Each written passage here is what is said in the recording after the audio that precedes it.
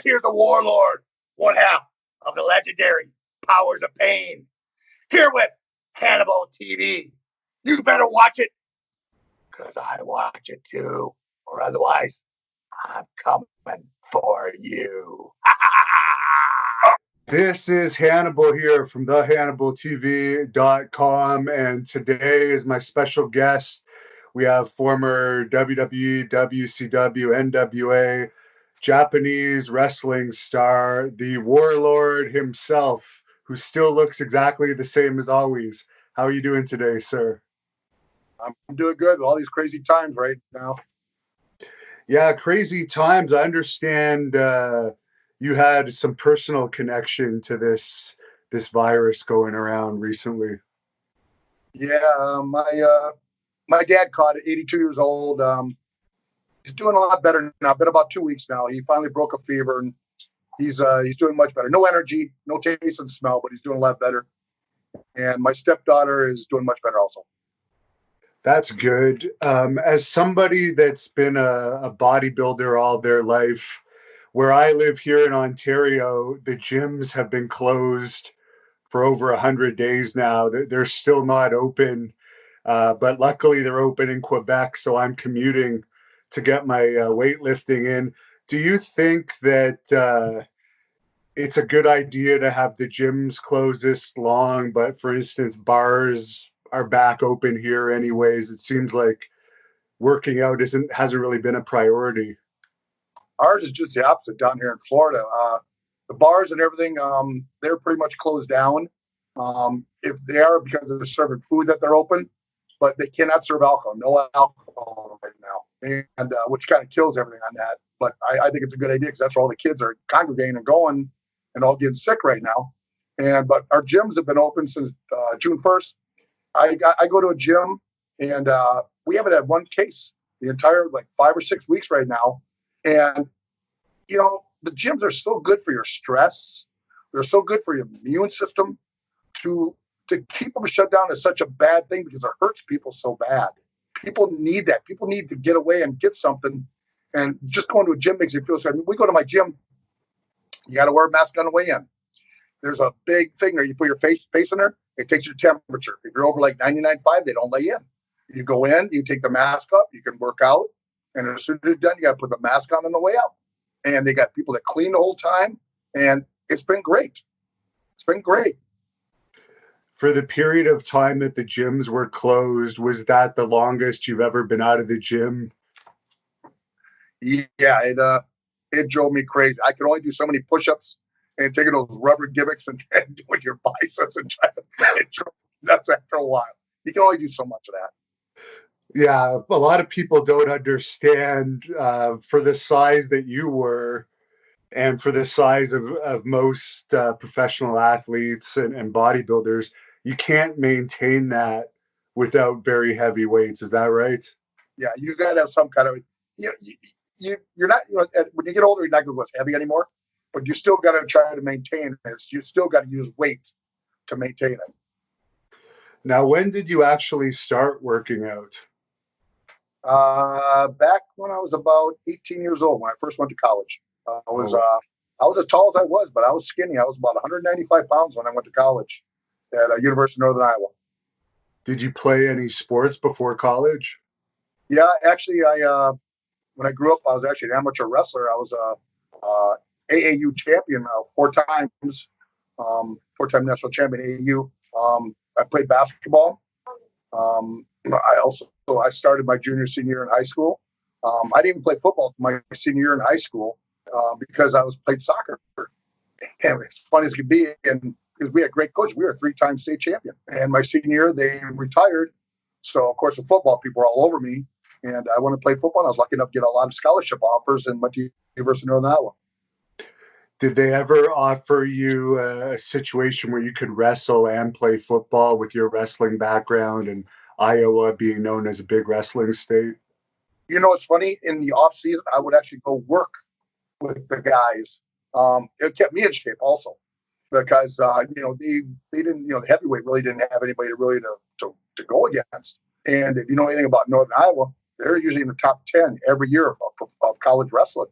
They're always in the top 10, right? With Iowa, Iowa State, all those, they're incredible how good they are. And it put me in great shape. Plus, I learned a lot from it. Did you ever consider going into pro football after your college football days ended? Yeah, I thought about it. But, I really wasn't ready for pro football. That's a whole different thing.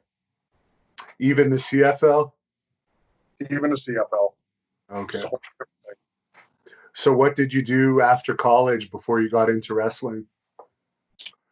I actually landscaped and I worked security for clubs, like most of the guys who work security for clubs. I see. And is that where you ran into Road Warrior Animal? Actually, it is his gym. It was a gym in Plymouth, Minnesota back then. It was called The Gym, and that's where all the elite people came out of Minnesota. And I just happened to be training there all the time, and he just come up and started bugging me about trying to professional wrestling. Were you a fan of wrestling at all prior to that? I watched actually when I was an AU champion. I was actually in fifth grade, and Vern Gagne brought me on the AWA show with all my medals on my jacket because I just got done in Missoula, Montana, winning the championship for AU in my age group and my weight group. And so he brought me on there to show me, and then I started to watch it after that. I grew up watching Billy Robinson, of course, Nick Bockwinkel. I love Nick Bockwinkel. The old guys, which was a lot of fun watching. And then I really didn't watch it. When the Warriors were there and that stuff. By then, mostly because they had been down to Georgia. Once I really got involved and really started to watch it, at that time they're in Georgia by then. Who were some of the more impressive guys that worked out at Animal's gym that went on to become wrestlers? Well, guys, I really didn't know most of the time, but I'll tell you the guys that came out of Minnesota. You had the Road Warriors, Animal and Hawk. You had the Berserker, Johnny Nord. You had Brady Boone.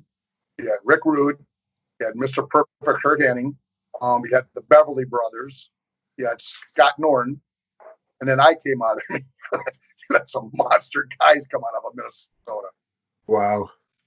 How is the Berserker doing these days? Have you heard anything? Because I heard he was not doing too well. I haven't heard anything about Johnny. Every time I go do a signing or anything, I try asking about Johnny and that stuff. I really haven't heard much. I just heard that he was kind of still in the dealership business of cars, as far as I know yet. Outside, I haven't heard anything else about his health or anything. So Animal approached you, thought you had a good look. Was he the one that hooked you up with Eddie Sharkey? He's the one that hooked up with Eddie Sharkey. So I guess from that time, did he already see you as like a potential opponent? I don't know if he did or didn't. I've never really asked Animal Net. I mean, I didn't even know where he was even going to go. I didn't know if I'd even make it. Because I know professional wrestling, it's tough. People don't realize how tough it is. What was the training like with Eddie? Well, this was Eddie's training when I was there. It might have been a little different when Animal was there, but when I was there, he would go ahead and we'd come there. First of all, we trained at a church downstairs, Minnesota, 30 below outside, and no heat in the place. So we had to wear long sweats to try to keep you warm. No wrestling ring. We put together wrestling mats. We taped them together so we could wear things on there. Now you're in there slamming each other on top of concrete. Then you're doing all these moves, and a lot of times your feet would get caught between the mats, and you tear your ankle, just turn it around. So your ankles are all swollen all the time. And Eddie would mostly get there. Most of the time he was drunk for the night before at this time in his life. And he would just get there and he'd say, guys, I want you to do this. One time he told us, I want you guys to practice, the hitting in the chest. And he'd take off, he'd go get a coffee. When he'd come back, we'd all be black and blue. Our whole chest, all the blood vessels would be broken because we pounded each other so hard. But it was, Eddie was Eddie. He taught me the very good basics. Did you ever bounce at Grandma B's where some of the other guys worked? No, that was about 5 years before my time. No, all those guys I know Scott Norton, I know Hawk, Animal, all those guys. Rick Rude, I think, was there. They all were at Grandma B's in Minneapolis. That was a rough place in University of Minnesota. How were the clubs that you worked at in those days? They weren't as rough as that. Actually, I worked a biker bar. That was pretty rough. It we had a lot of guys that they would go at it, man. You just take them by their goddamn hair. They always had the long hair, snatch them by the hair and yank them back, and they'd knock it off, But no, nothing like Grandma B's. Grandma B's was tough. I see. Did you ever run into Jesse Ventura before you made it in WWE? Yep, this is a good story. One time, I was a three-time arm wrestling champion in Iowa, Nebraska, and also Minnesota. And I went to an arm wrestling show in Minneapolis. Jesse Ventura was a guest referee. Well, of course, I made to the finals, got to the finals, and Jesse looks at me, and when I come up there, no one knew who I was. I was a nobody. And he goes, "Kid," he says, "get ready to get your ass kicked." Jesse was. And I look across this big, afro. It was when Rick Rude had the big hair back then. It was Rick Rude. And I guess he was, he beat everybody back then. The only one he didn't beat was Scott Norton. Scott Norton was a world champion. And I got up, I didn't think anything. I put him down. And Jesse looks at me, "Who the hell are you?" He's looking, "What the heck?" Wow. I beat Rick that day. I beat him. Wow. Did you ever witness any of these stories about Rick over the years? He was supposed to be one of the toughest wrestlers ever. Oh, Rick was tough as could be. Rick on everything. I mean, he could fight. Rick could fight. There's been a lot of rumors about his passing, whether it was an intentional overdose or an accidental overdose. What's your theory on that? I really couldn't tell you. Rick. I talked to Rick a couple times after I left WWF, and we had talked a couple times. And I mean, everything seemed normal all the time when I talked to him. So you can't tell what they're thinking inside. You don't know. Now, when you actually moved on from the wrestling school, where was the first territory that you went to? It was actually the NWA. Our Animal told me to get some photos made up. So I got a girl to do some photos for me. She did a nice job, but I look like a lumberjack. I totally look like a lumberjack. I said, "Oh my God." Well, Animal took him down and gave him to Dusty, and Dusty liked it. And Animal comes back. He says, "Terry, you got 7 days to get down to Charlotte, North Carolina." And I've got this old 1978 white Pontiac Sunbird I'm telling you, the doors were rusted shut on this thing from the winters in Minnesota. And I drove it down there. Everybody else is driving these nice Mercedes. I'm going on in a 78 Pontiac Sunbird, all rusted out. Wow. I'm surprised it made it from the sounds of it. It did a good job. Actually, sometimes a couple of days, the guys had problems with the cars. I'd put them in my car, no air conditioning, no nothing in Charlotte. We get in that car and go. It would go. It drove. What were your first impressions of Dusty when you met him for the first time? Dusty was very nice. He was straightforward. He was a booker. Now, as far as the Warlord name, did you come up with that, or was that something Dusty and Animal helped you with? It was actually Animal.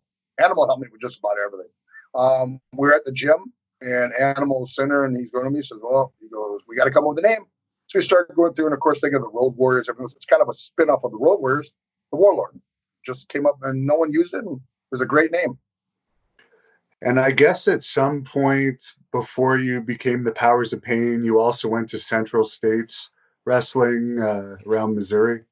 Yep, that was a fun time. Kansas City, that's a tough territory. You're going to be in a car about 5-6 hours, about 10 hours a day, just long drives, middle nowhere, little farm towns, and that's how it is. But you learn the business, you learn it. And I understand that was probably one of the lowest paying territories at the time. Yeah, you had to chase Bob Geigel down for the money. You'd go to his office, get money, and he'd try going out the back door real quick. So I'd always be at the front door and have somebody sit at the back door. When he comes down the back door, they grab him, get our money all the time. Yeah. Was Harley Race still kicking around at that time? No, Harley was not there at that time. Nope. So I guess after that run, that's when they brought you back to Crockett, and you became the Powers of Pain. Actually, you know what? I actually went to Japan after that. I went for New Japan, and 5 weeks, my very first time, and that's tough going to another foreign country, the first time in your life when you're a kid yet, and being there for 5 weeks of just a culture change. And you know, Bam Bam was on that tour. That's right before he went. He made his big debut in the WWF and that stuff at that time. He was on that tour with me, and Bad News. Well, he was Bad News Brown at that time, or Bad News, yeah, Bad News Brown at that time. And he helped me a lot over. He kind of took me under his wing and took me around, showed me the good places to go eat, the way I could try eating and that stuff. And he helped me out a lot. I had a lot of respect for him on that. And then after, of course, then after that, when I got back, I looked at the territory. I see there's nothing for me to learn here anymore. I went back to Minnesota, and I just went back to landscape at the time. And then about a couple weeks later, my mom gives me a call. She said, Terry, J.J. Dillon gave me a call, and he wants to talk to you. So I gave him a call. I don't know how he got my parents' number in Minnesota. I don't have a clue. And he said, we'd like to come back down to Charlotte again. Okay, and that's when they put the team together. No, not yet. I did a lot of singles for a while. I actually worked against Barb sometimes. I worked against Atlanta. I worked against him a few times before we ever got together. It was probably about maybe 4 or 5 months before Barb and me got together. Did you always get along with him even before you were partners? Yeah, we always got along. I always remember one funny thing about Barb when I first came to Charlotte. Somebody told me, yeah, there's this big guy, he's Tongan, and he's, he really doesn't talk much. And he says his wife is really, really big too. She's Tongan Samoan, So he trained the gym I did over there. And I went in one time, they had their oldest son now, Joey, in like a little cradle thing. And all he saw was his big feet. And this thing. He was huge. I said, oh my God, wow. And that's actually how I kind of met Barb. Did you have to modify your workouts much once you got on the road with wrestling? Obviously, it's going to be easier when you're not traveling those long distances between towns. I planned every day around my workouts, everywhere I went. I was very good at remembering things. Well, back then, I knew where every gym was. I knew the equipment. I knew everything. Actually, I didn't. Actually, I trained hard all the time. It didn't matter. I mean, when you're young, you can do that. You can get away with it. Your body can. I mean, you could have a workout all afternoon. I mean, like I said, I would plan everything. I would plan my getting out of my flight, getting my rental car, getting to the hotel, getting my food, about an hour rest, go to the gym, get a good workout, have a nice meal before you go to your show that night. Every day I plan that way because, the people are paying good money to see you. And, when you come with the gimmick you got, if you're going to keep it, you better stay with it. And you better take it serious. What was your split like usually in those days? As far as like, would you do chest with back? Would you do chest with arms? Yeah, I did. I would do. Yeah, I did chest and back. I would do. Let me think. No, I would do chest with biceps. I would do back with triceps. I did legs by themselves and shoulders by themselves. That's what I would do. Yeah. And how long was your average workout? I remember I went 5 days on, a day off, 5 days on, a day off, if I remember right. And it didn't matter if I trained on Sundays, whatever. It was always 5-1, 5-1. Okay. And what would it be, like 2 hours of workout? Whatever I could get in. It depended, sometimes I could get a little bit more. Sometimes I couldn't get because the plane was delayed. That goes and all that stuff, and things, just things aren't lining up right the way they should. You just want to get there and get what you can in. But when you're there, you didn't talk. You just got right into your training and trained hard. How many sets on average per exercise? I've really never changed that throughout the years. I do like maybe about 12 on chest, maybe 13 at the most. Biceps, maybe 10. Triceps, about 13. Back, you do a little bit more because back's a very vast area. I probably put about 15 on back. Legs, of course, you keep that up too because that's half your body. But I split that up. I also split that up into doing quadriceps, and then I pick another day to do my hamstrings. Okay. What did you think about Arnold's routine where he would do legs at one point 3 times a week? When you're a kid, like I say, Arnold was a different cat. He was good at what he did. If you're not traveling, the problem is we traveled every day in a different city, and your food's not going to be the same. Um, Everything about the day is not going to be the same. So you really can't travel. And plus, trying to perform in a ring every single night. I don't think Arnold could have done 3 times a week and got into a ring every single night. Tried doing that. It wouldn't have happened. Because for those guys, he ate, slept, lived bodybuilding. You wake up in the morning, you get a workout, you take a nap, you go back, you do your second workout. They get a lot of rest all the time. Plus, everything's right there for food and that stuff. Now, did you keep a fairly strict diet because you never really had any excess fat on you? No, I ate everything in the world back then. I actually ate ice cream all the time. I ate cake all the time back then. I ate anything I could, anything to keep calories in me, because I was burning so many calories between training and between wrestling every single night. I was just burning a ton of calories.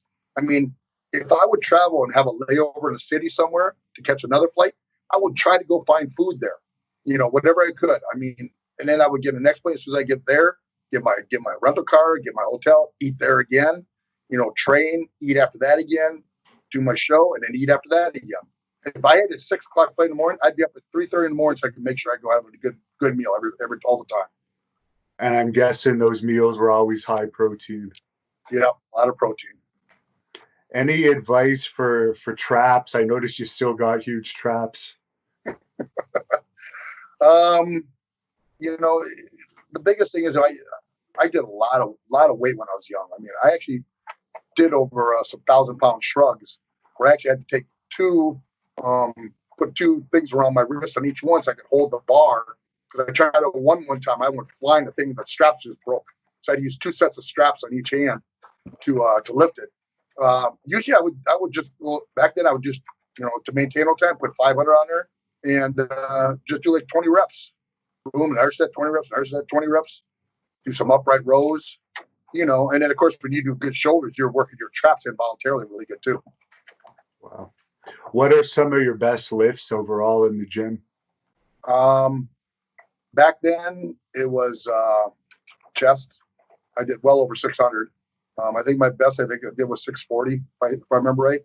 I actually curled 225. I did it for 12 reps, curling.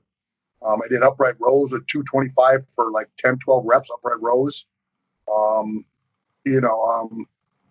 Legs, I didn't go super heavy on squats just because I didn't want to hurt my back really bad.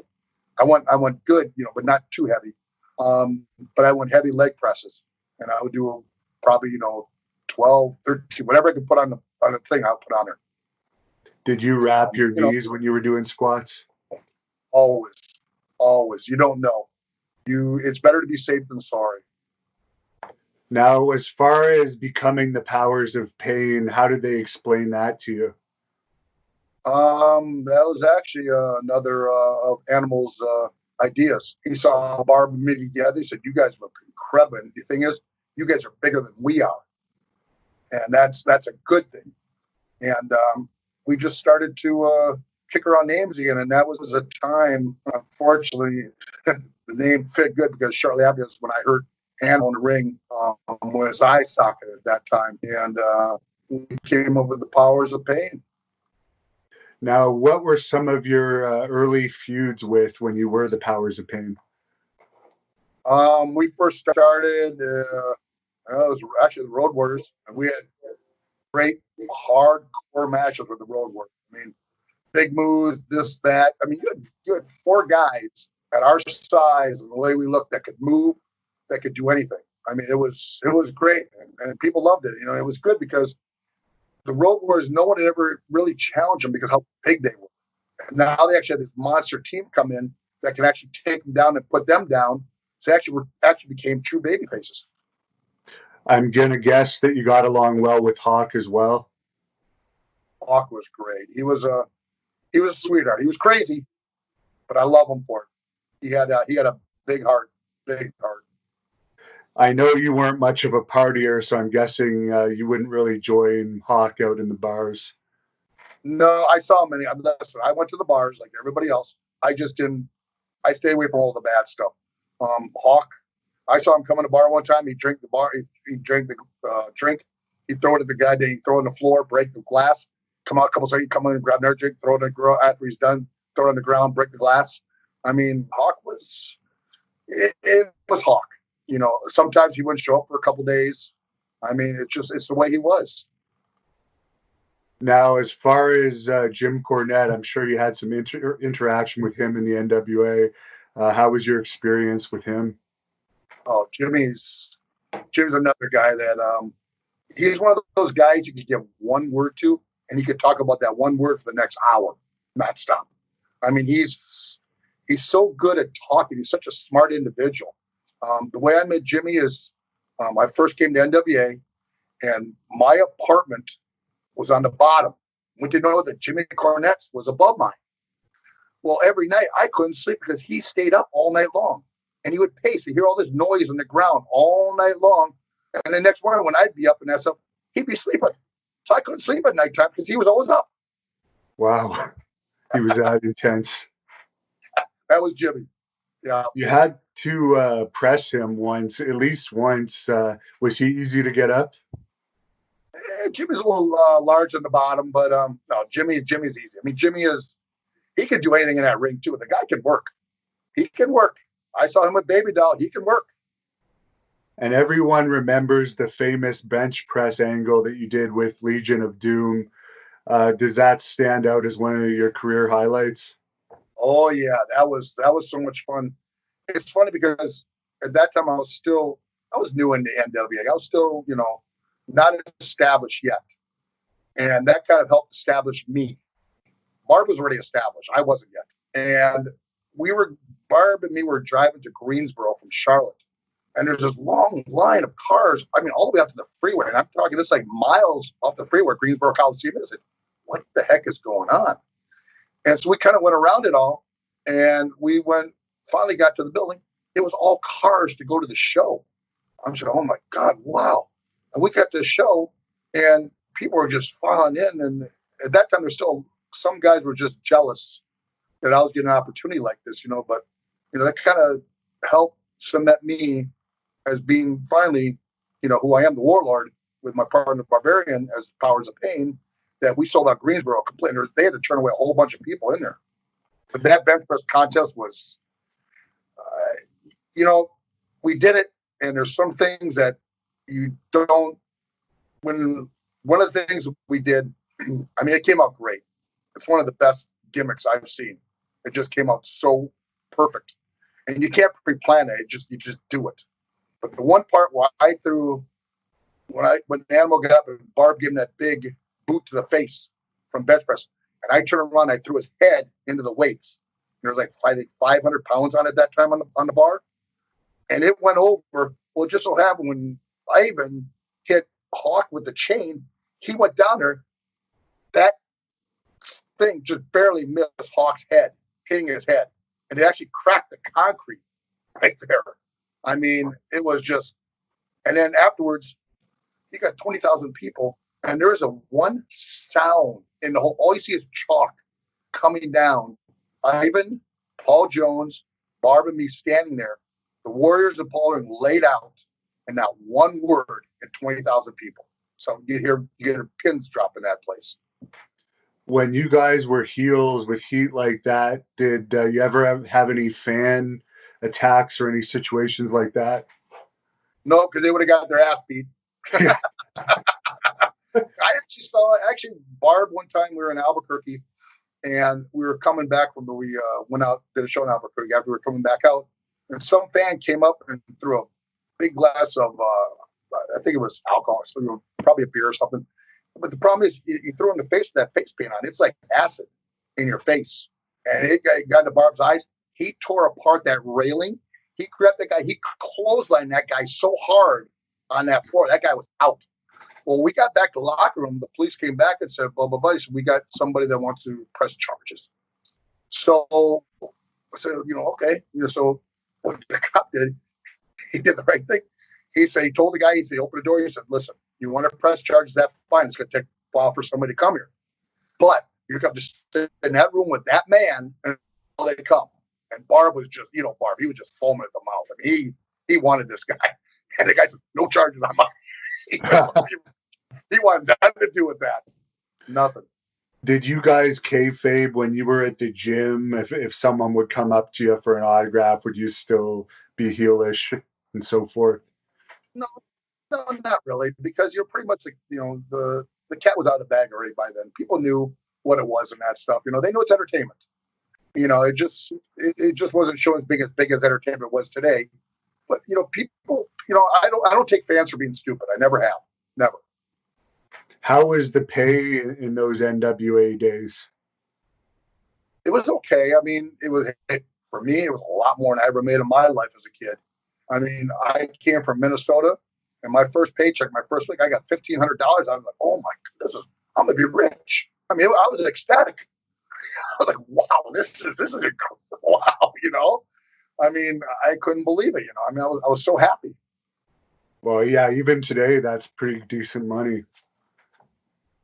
Yeah, I mean, for not killing yourself and anything else, I mean, I was so happy. And of course, you were supposed to have this scaffold match, I guess, against the Road Warriors, travel around, I guess, and do it, but you ended up jumping to WWE. Barbarian told me in an interview that was directly because you guys knew you would be the ones falling off the scaffold, and obviously Jim Cornette got hurt, so you guys were smart enough about it to go somewhere else. Well, there's something else that happened during that time too.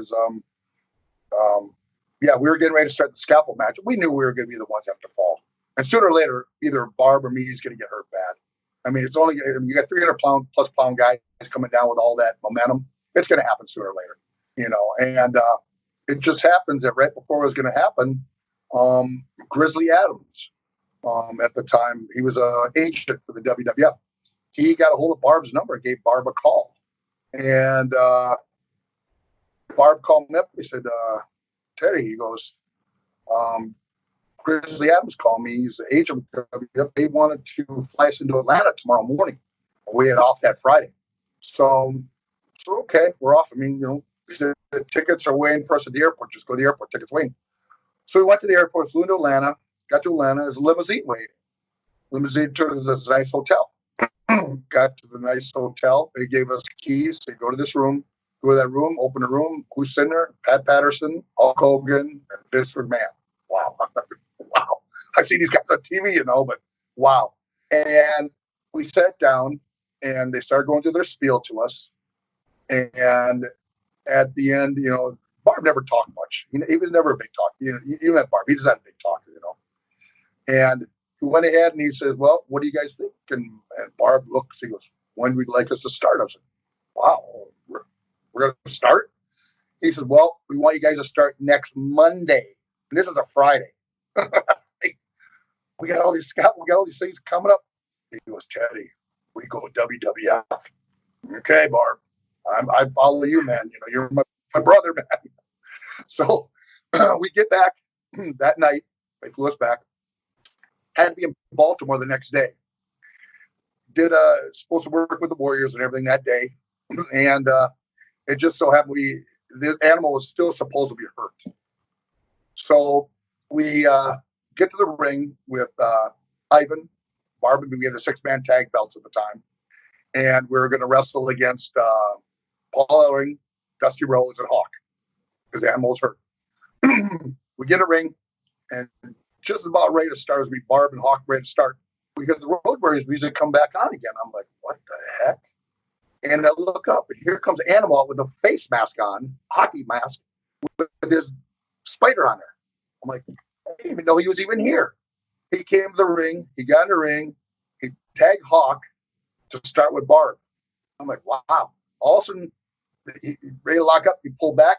He looked at the people. He ripped the hockey mask on. His face paint underneath that. He threw it to the people.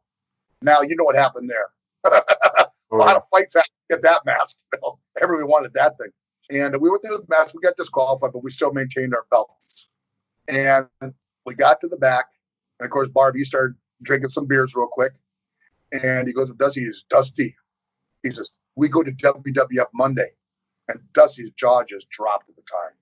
I mean, he's like, what? He's like, we go WWF Monday. Animal comes up. He goes, good. Very good. Good place to go. Because you guys are going to be the ones going down every single night. Well, we already knew that, So, I mean, it was crazy. Did Vince make any financial promises to you in that meeting? Nope. Just that probably be working a lot. That's what he said. And we want to push you guys. And you knew that WWE was going to be a big thing, I guess, at that time because it was on NBC, I think, already by that point. WrestleMania had started. Yeah, WrestleMania. I mean, everybody works to get to WWF. Everybody does. That's king, and it'll always be king, always. Now, when they first brought you in, they had you with Baron von Raschke, who was usually a heel, but you guys were baby faces with him as the manager. Why was that so short-lived? I really couldn't tell you. No one even knows. I don't think even Barb even knew. We did things also. And one day, Baron wasn't there anymore. I mean, I thought it was a great idea. We paint his face, put that like white eyes, put that hoodie over him like the way it was. I mean, I thought it was a great gimmick. Really good. And he could talk really good. It was good. Was he on the road with you for those shots, like traveling with you to the different towns? No, not really. He was pretty much just TVs and any big shows. Yeah. And I guess Tito Santana also managed you for a brief period. Yeah, for a little bit. Tito. I love Tito. Love Tito. Great worker. You guys had some good matches over the years as well. Yeah, Tito was actually my when I went singles, he was one I worked with for a while, and Tito was he's such a great worker. He probably got the best throwing punch of anybody in the business. He can wind all the way back like a baseball player throws and put it right on the spot without actually smacking you. I mean, that's tough to do. I don't care how it is. That's tough. Now, when they brought you in, were you aware pretty much right away that you'd be feuding with Demolition? Yeah, they told us that was what they wanted to do because actually the tag team, they had told us that I guess I had gotten hurt and they want us to fill their spots. And so they're going to be pushing us right away, and they eventually want us to work with Demolition. Barry Darso, of course, is from Minnesota. Had you met him before? Oh, I know Barry very well. In fact, I saw him back in January. Barb and me did a signing with him and Bill Demolition out in Texas at the time. And it was nice. It was really good seeing those guys. Now, they're kind of underrated as a tag team. People don't remember really how over they were. I think they were better known overall than the Road Warriors at the point where you were feuding with them. What was it like crowd-wise facing off against them? Oh, Demolition. They got one of the coolest outfits I've ever seen on anybody. Their outfits were, besides maybe Undertaker at the time when he first came out, their outfits were so unique. I mean, just gladiator style outfits, and they did a very good job portraying Demolition. And Mr. Fuji managed both Demolition and you guys. Any thoughts on him? He's obviously really well known for his ribs behind the scenes too. Oh yeah, Fuji was great. Fuji was one of the people if he liked you, he'd look after you. If he didn't like you, keep one eye open all the time. Always. He will get you sometime. Yeah. Is there any particular rib you witnessed him playing on someone that seemed particularly bad?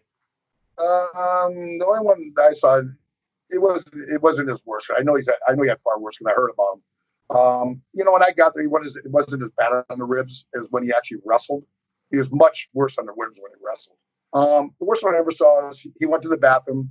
He took a dump. He grabbed it out. He didn't like this one guy, so when the guy was kind of relaxing, he went in and put it under his goddamn face and made him smell it. Wow. And that's not a bad one for Fuji. That's not a bad one. Did that guy happen to be Outback Jack? No, it wasn't Outback Jack. No, I know things happen with Outback Jack. I've heard about that stuff, but no, it wasn't Outback. I think Dynamite Kid was particularly the one that was going after Outback Jack. Yeah, Dynamite went after a lot of people. He went after a bunch. Were the British Bulldogs? I guess they were pretty much done by the time you guys got there. Yeah, there was some heat going on with Davey and Dynamite. Dynamite liked to push things. I like Dynamite a lot, but he did like to push the envelope hard. Of course, everybody knows about them and the Rougeau was their big feud, and that was another one that Barb and me were on the West Coast, and they were going to shoot everybody. Pretty much everybody else was on the East Coast, and they're going to do TVs in New York. So Barb and me were the only ones they flew from the West Coast all the way to the East Coast to do the TVs at that time because they're pushing us. So we just got there, and as soon as we get there, we're just starting to get ready, and also here comes in Dynamite. He's got blood all over his face. He's missing a couple teeth. I mean, just looked like someone just beat the heck out of him. And I found out with the Rougeaus, they had a lot of heat with the Rougeaus building up, and the Rougeau, they went in one. They were in the dining room at the same time as Dynamite. They watched them. Right when Dynamite was getting up, one of them took off first, outside door waiting, and the other one followed behind Dynamite. So as soon as he went through that door, they both nailed him at the same time, and they beat the heck out of Dynamite. And pretty much after that, that's when Vince said, "You guys got to take time off." As far as the Rougeaus, did you guys ever wrestle the Rougeaus? Nope, never got to wrestle Jock and Raymond. I mean, I've been up to Montreal. I've worked for Jock. I went on a 10-day tour with him one time. I loved it. Jock's a good person. He's a straightforward person. How were the crowds for that tour? I think I heard about that. That was in the early 90s or so. Yeah, it was good crowds. The crowds are good. I enjoyed it. I enjoyed working. We actually worked at the old we used to for WWF wrestle the Montreal, the place where the Canadians played, and we had a nice crowd that night. I mean, I was like, wow, we're just independents in this kind of crowd. It was really nice. Did you ever work the Hart Foundation? Yeah, we worked Jimmy and Brett several times. Very good matches. Brett is one of the guys that if you couldn't work with Brett, you didn't deserve to be in the business. Brett was incredible. Jimmy was tough, but that's why he was the animal, and that was his gimmick. You never knew what you were going to get from Jimmy. He would come 100 miles. He was like an animal. He really was. I've heard Jim didn't work out much, but he was incredibly strong, and he would do strange workouts like only 1 or 2 reps and then leave the gym. Is that true? Yeah.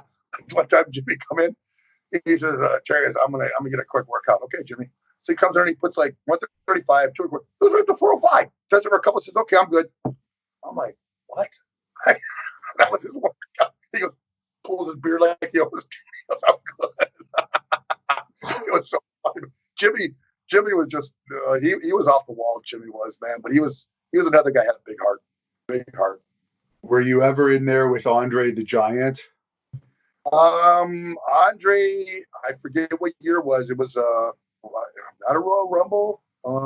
Maybe it was a Royal Rumble, and I was in there. Andre had to throw me out. I've never been thrown so high in my life. I was 320 pounds. He took me, threw me over the top rope. I couldn't even grab the top rope. I do a flip in the air, and back then, of course, you were on the ground. We didn't have mats like they do now. I had to land on the goddamn concrete. Thank God I was able to land partly on my feet. I would have been dead otherwise. He literally took me and threw me some goddamn high because he was so big. I was like, wow, man, it was incredible, just his strength. Did he treat you well behind the scenes? Yeah, I got along great with Andre. Andre liked me because I ate all the time. He goes, boss, I like you. You eat all the time. You big, you eat. Andre was the kind of guy that if he liked you, he loved you. If he didn't, run. Just run. Did you ever get the chance to eat with him? No, never got the chance, but I was there many times where he'd get there early and he'd be playing those cards and have bottles of wine. Bottles, just drinking that wine. He loved his wine. Was alcohol backstage in those days pretty much just accepted if he wanted to drink it, or could anyone like have a beer after their match or whatever in the dressing room? Guys really didn't drink beers afterwards. There was really no alcohol back then. The only alcohol there was is having Andre with his wine. That was it. Now, when they split you guys up in WWE, was that because the Road Warriors were coming in, or was it just no reason? They just wanted to split you up? I really don't know because they never told us, but I'm pretty sure it was because the Road Warriors are coming in. I'm pretty sure. Were you disappointed about that, or were you kind of happy for the opportunity to have a different gimmick? Listen, I love working with Barb. Barb's an incredible athlete. He's a lot of fun to work with and that stuff, But it was also good to start get on and kind of learn the singles, how to work the singles again too, and that stuff. It was kind of different at first because we've been doing tag for so long. It took a little while to get into it again, but it was nice. I mean, listen, I'm lucky enough that I can work both of them real well, and I'm very happy for that. Were you still traveling with him on the road if you were on the same tour as him? I know there was sometimes 3 different towns a night in those days. Not really. Barb would usually be in a different town than I would all the time. Okay. What did you think of the outfits they got you? The very futuristic, the W staff, and the black chest protector and so forth. Oh, I thought the outfit was great. It was very different, like you say, very futuristic. At first they had me in that black mask, which I really didn't like because it didn't fit good. It was kind of really like weird on me. And then they came up with the idea, well, we're going to send you up to Upper New York. It's a place that does outfits for shows and that stuff, And I had to go sit there. They put plaster Paris on my face, and I had to sit there for 3 hours breathing out of a straw so it could form mold to my face. I was made right to my face. That was, and so it looked really good. Then it looked really good. And what did you think about having Slick as a manager? Slick was good. I mean, I wasn't a great talker at that time yet.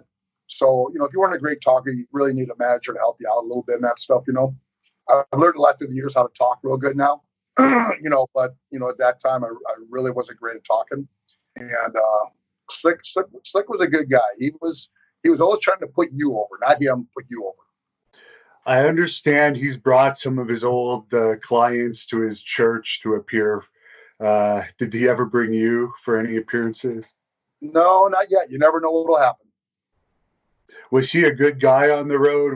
We've heard some of these religious wrestlers aren't always the most true to the religion, but was Slick one of the genuine ones?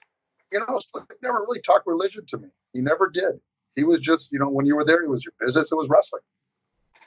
$1 Million Man is another guy that's got into religion. You were on his team for Survivor Series, I think, 3 years in a row. How did you like working with him? $1 Million. He's another one. He's a top 10 wrestler in all time wrestling. He's a great wrestler, great tacticianer. He could talk. He played his part very well. I mean, it was listen, for someone like that's an honor to work with him, and especially being on their team. And that was just a very great, unique team. That whole thing was very unique. Now, there's a big scandal involving Ted now. Have you followed that at all? Up in Mississippi with that money and that stuff. Yeah. Him and his son. Yeah, it's whatever, man. Just let it all go. I mean, just let it go. It's not. Everybody wants to bring up something on somebody now. Everybody does now. Oh yeah, it's getting pretty bad right now. Yeah, I mean, everywhere.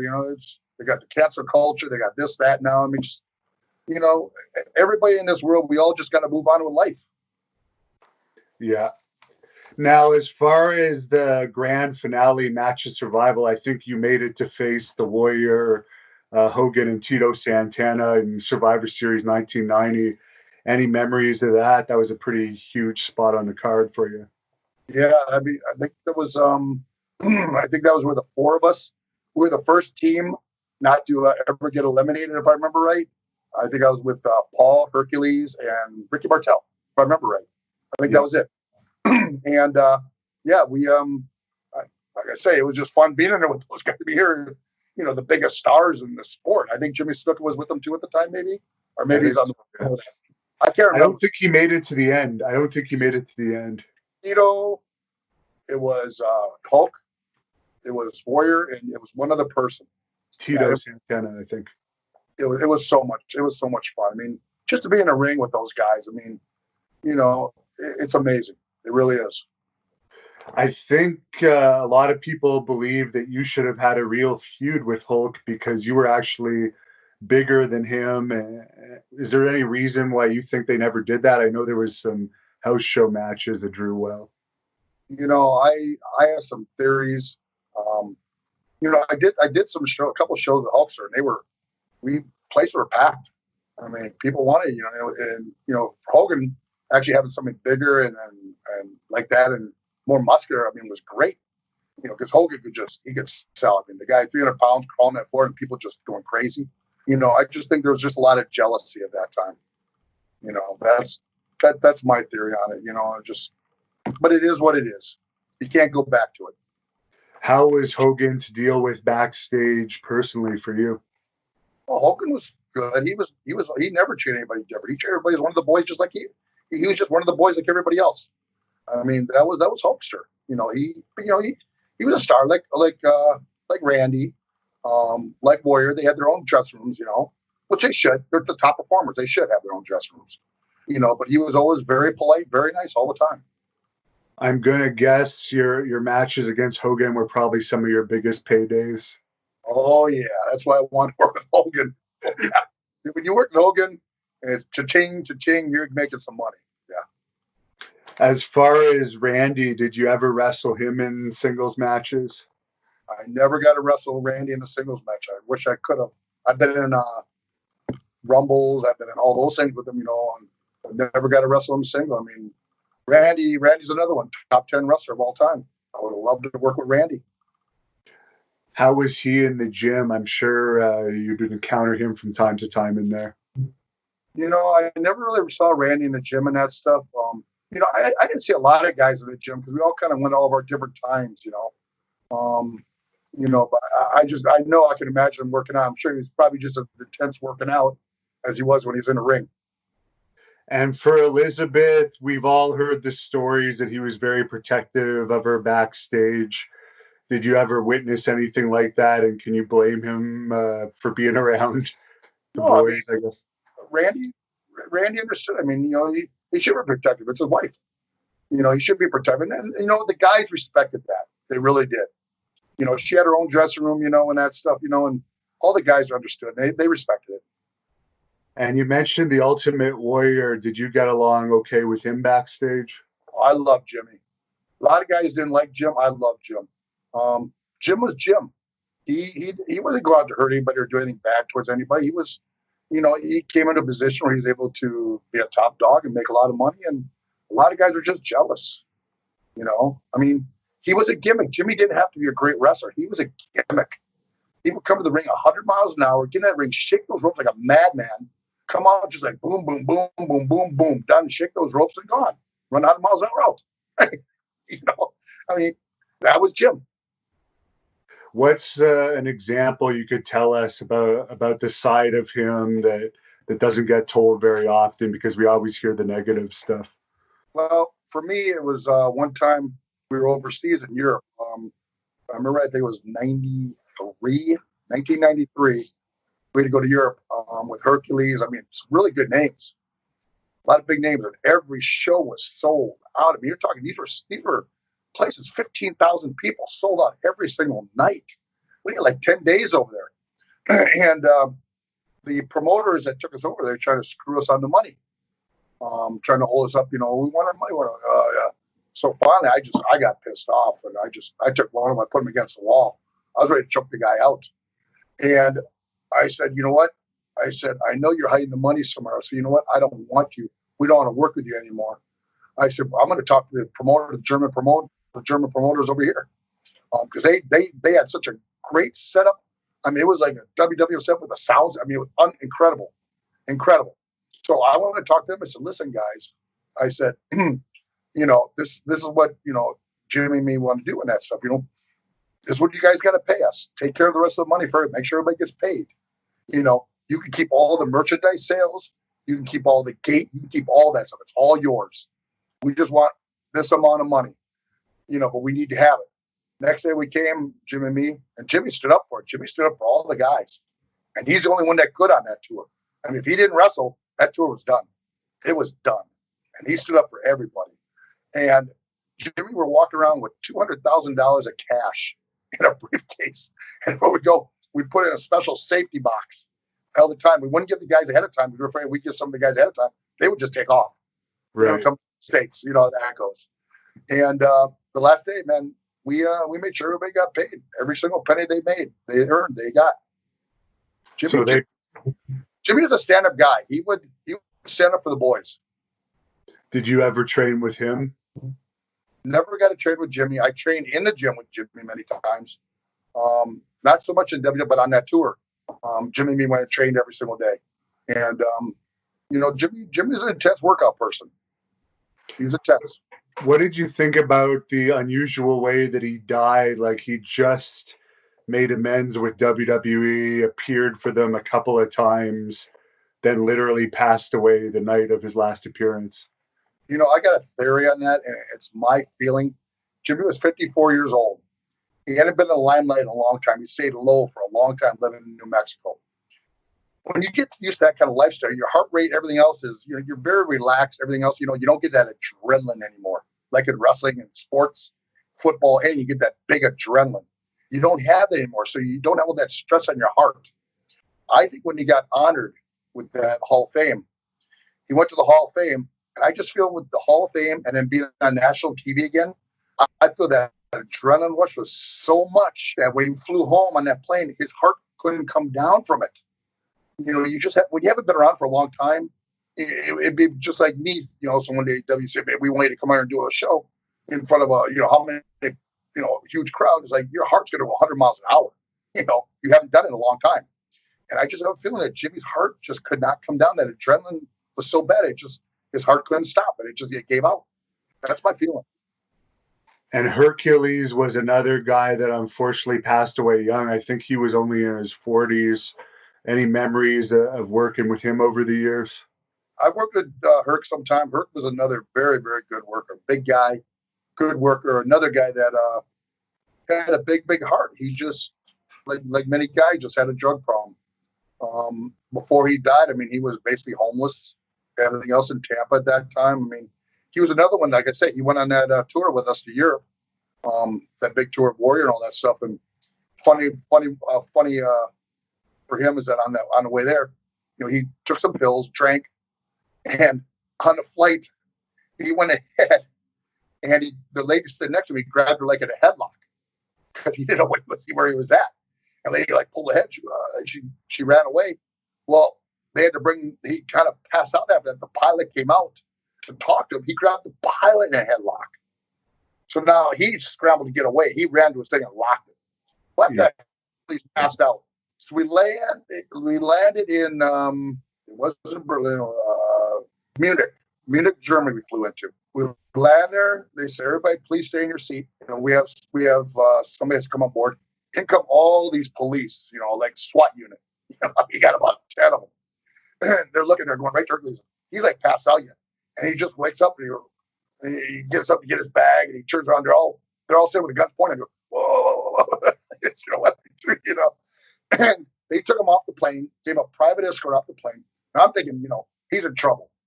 No, he was on the bus before we ever got on the bus. We came out, the guy didn't get on the bus. Hercules was already there for a while. They didn't want to deal with it. They just put him on the goddamn bus and said, just don't get in trouble. Wow. That's yeah. He wouldn't have been so lucky nowadays. If you did anything like that, Vince, you're gone. You say a boo. You say a wrong word now. You're gone now. Wow. Now, Paul Roma, he was also in Power and Glory with Hercules. You were part of that stable for a while with Slick. Any memories of him? Paul was a good person too. A lot of people, Paul had a little bit of ego, but but he could also back it up. Paul could back it up. Paul was, he's another one that was a very, very underrated wrestler. He was a good wrestler, and he was a good athlete. Here you got a guy his size. I've never seen a guy with so many veins in his body in my life. He was just like veins everywhere. He was just, and he would eat pizza every night. I'm like, how do you get all the veins eating pizza every night? I was just amazed, but once again, like I say, he was a great worker. I mean, I had matches with him. He would run up to the top rope, turn himself on the top rope, and come up to hit you, come up the other, climb right up to the other top rope. I mean, I was just like, wow, this is amazing. Guy's a great athlete. You had an impressive feud with Kerry Von Erich right before he died, actually. Any memories of that? Yeah, Kerry's another guy. People love this guy. He was a god to a lot of people. I mean, he was just he was another guy that was a sweetheart. He just had a bad drug addiction problem, and it was sad, because the guy had so much going for him. I'll tell you a story real quick. I was in St. Louis, Busch Stadium, where they play baseball. 45,000 people, so I mean, just packed.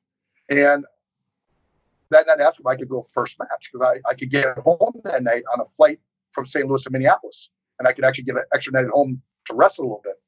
No problem, we'll lay you. So I'm talking to Kerry about an hour beforehand. Blah blah blah blah. Okay, man, cool. 10 minutes before the match, I go to talk to him. He's like, Kerry, oh, you gotta be kidding me.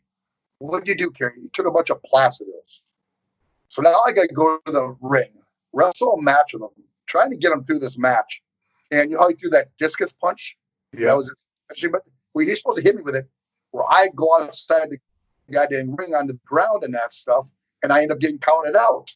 When he went to throw that punch, he tripped over his own feet and he went through the ropes on the ground by himself. I'm like, oh my God, look at the referee right now.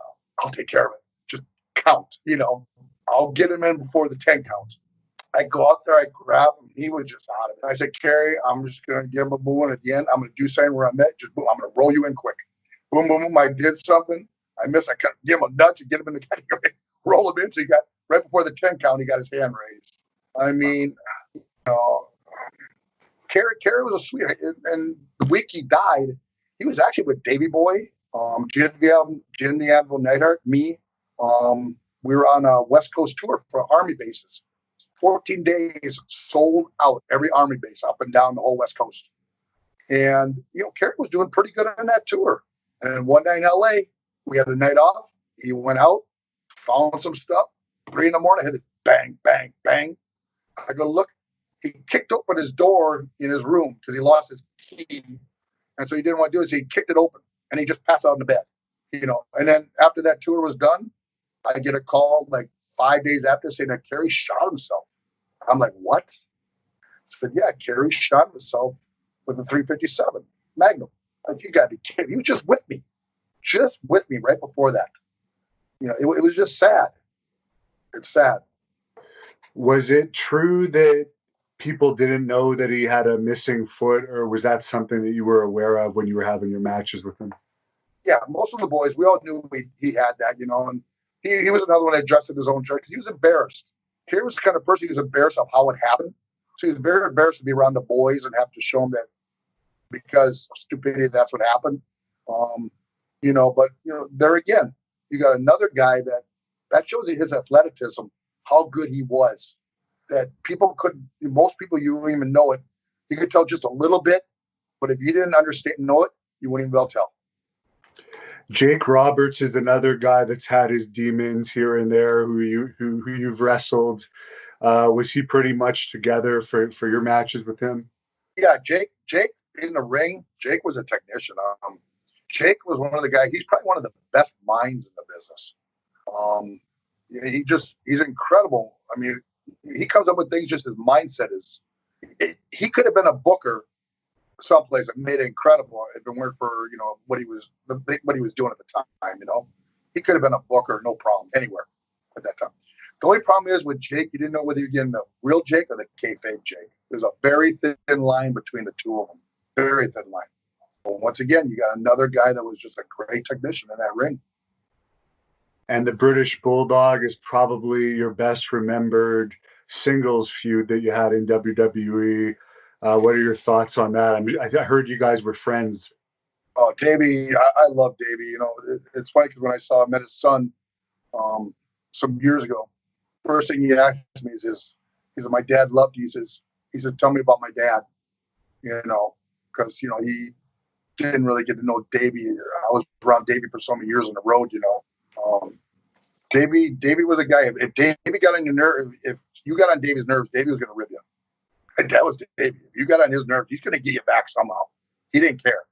But once again, you had a guy that the way he looked, I mean, he could do just about anything in that ring and work with anybody. Davey was good. I mean, he'd been wrestling since he was 16 years old. The guy was he was an athlete, and he was good. I mean, we would go train at the gym together and just tear the gym up, I mean, he was a good person. Good person. I remember a house show that you did here in Ottawa, Canada, just before WrestleMania 7, where you had an arm wrestling match against him.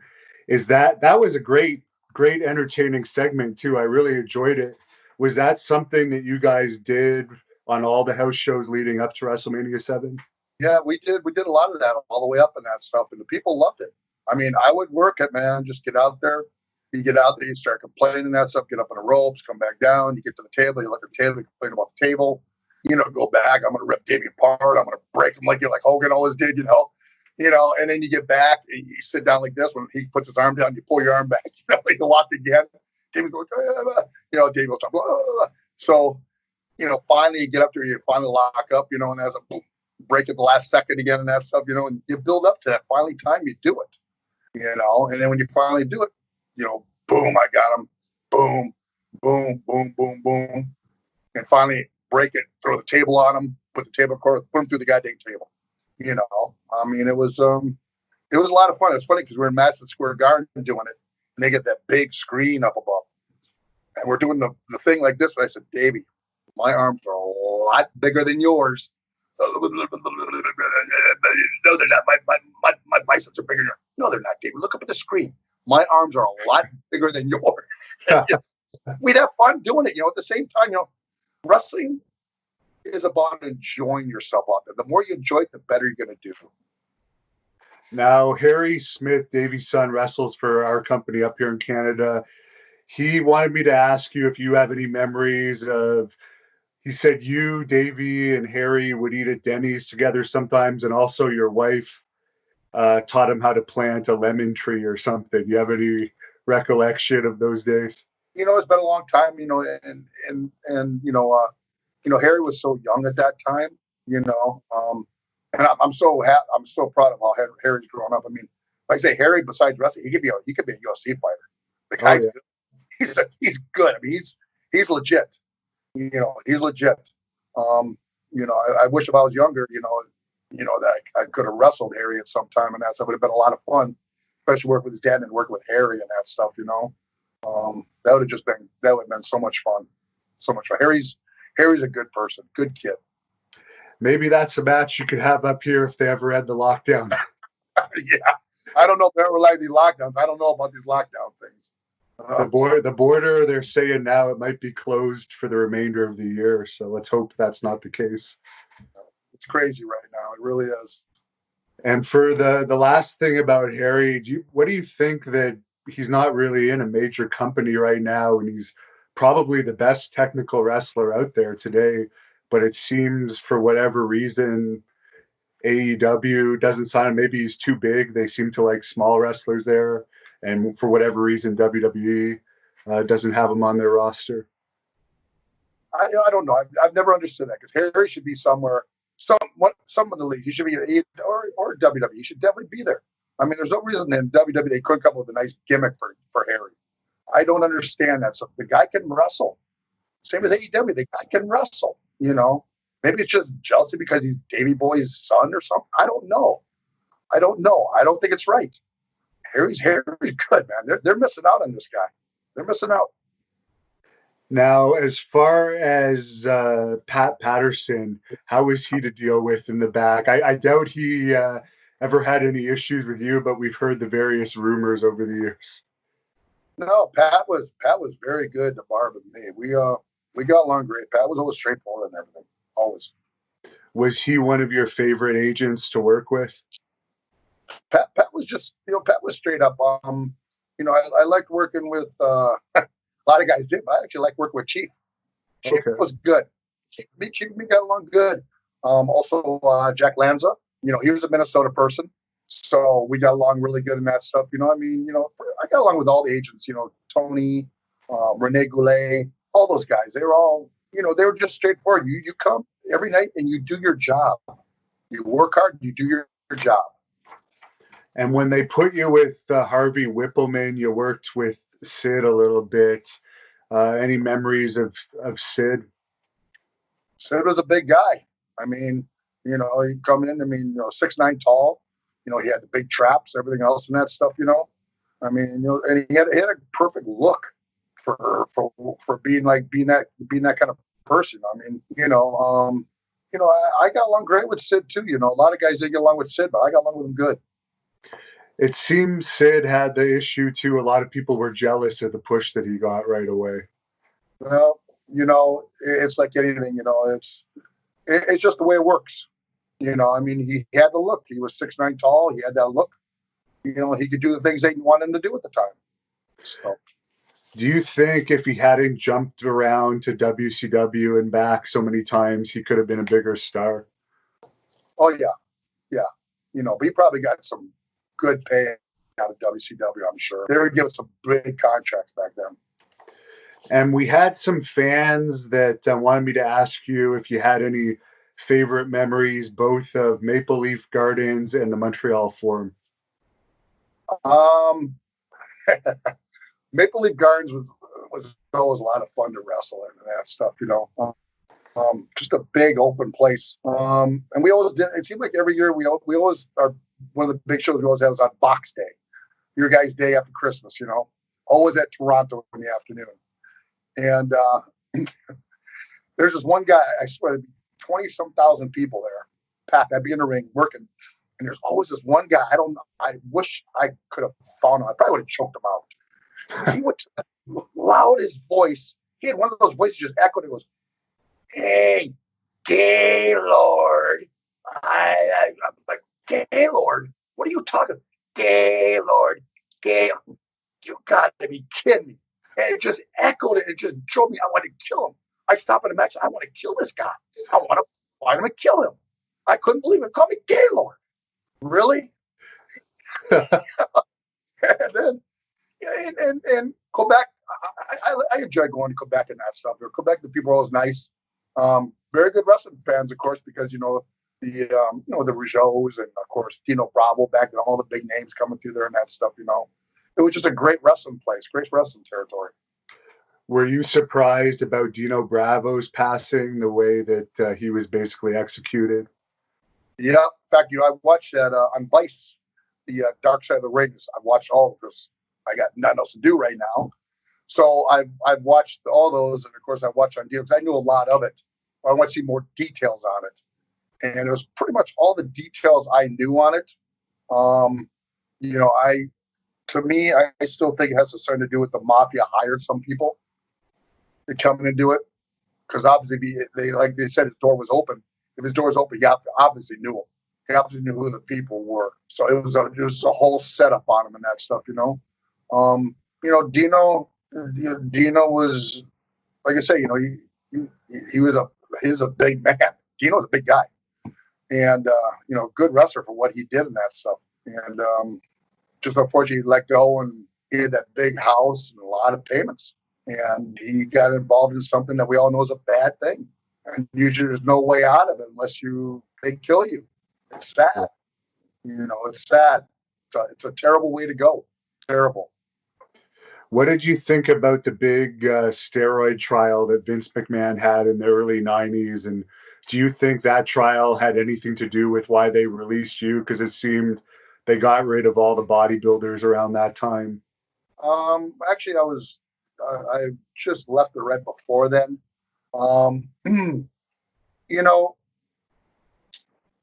As I was the second one on the stand in that. And as I told them, Vince never forced us to do it. Okay. But of course, he liked if you did it because you're monsters. You made up money. People want to see monsters. They want to see people that can move around and are strong as oxen.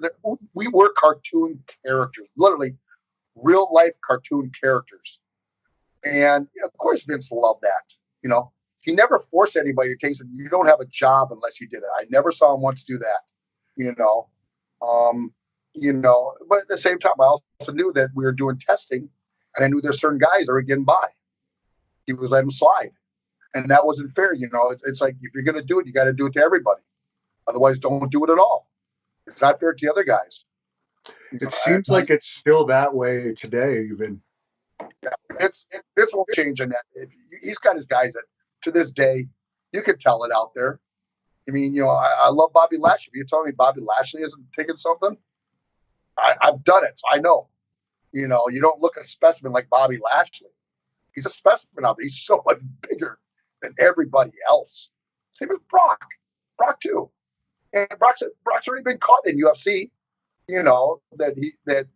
tested positive. So that's already a known already. So it's Vince's place. Vince can do whatever he wants. Yeah. It's his territory. For that Dr. Zahorian guy, did you get your stuff through him at that time too, or you had your own people? No, thank God. Dr. Zahorian was a quack. I didn't like him. You come to Pennsylvania. He was a doctor of all of our things in Pennsylvania. He'd come in, he'd take your blood pressure. He opened this bag. He says, anything you need today? I'm like, no, I don't want any. No. I just had a bad feeling about Dr. Zahorian. I said, sometimes you just have that bad feeling. And, and then to find out down the road, he gets popped. And of course, for him, he, rats out everybody. Everybody gives him a list of all the FedExes and all that stuff, and just, it's not right. If you do something, you do it and take your time for it. It's not right, ran out everybody.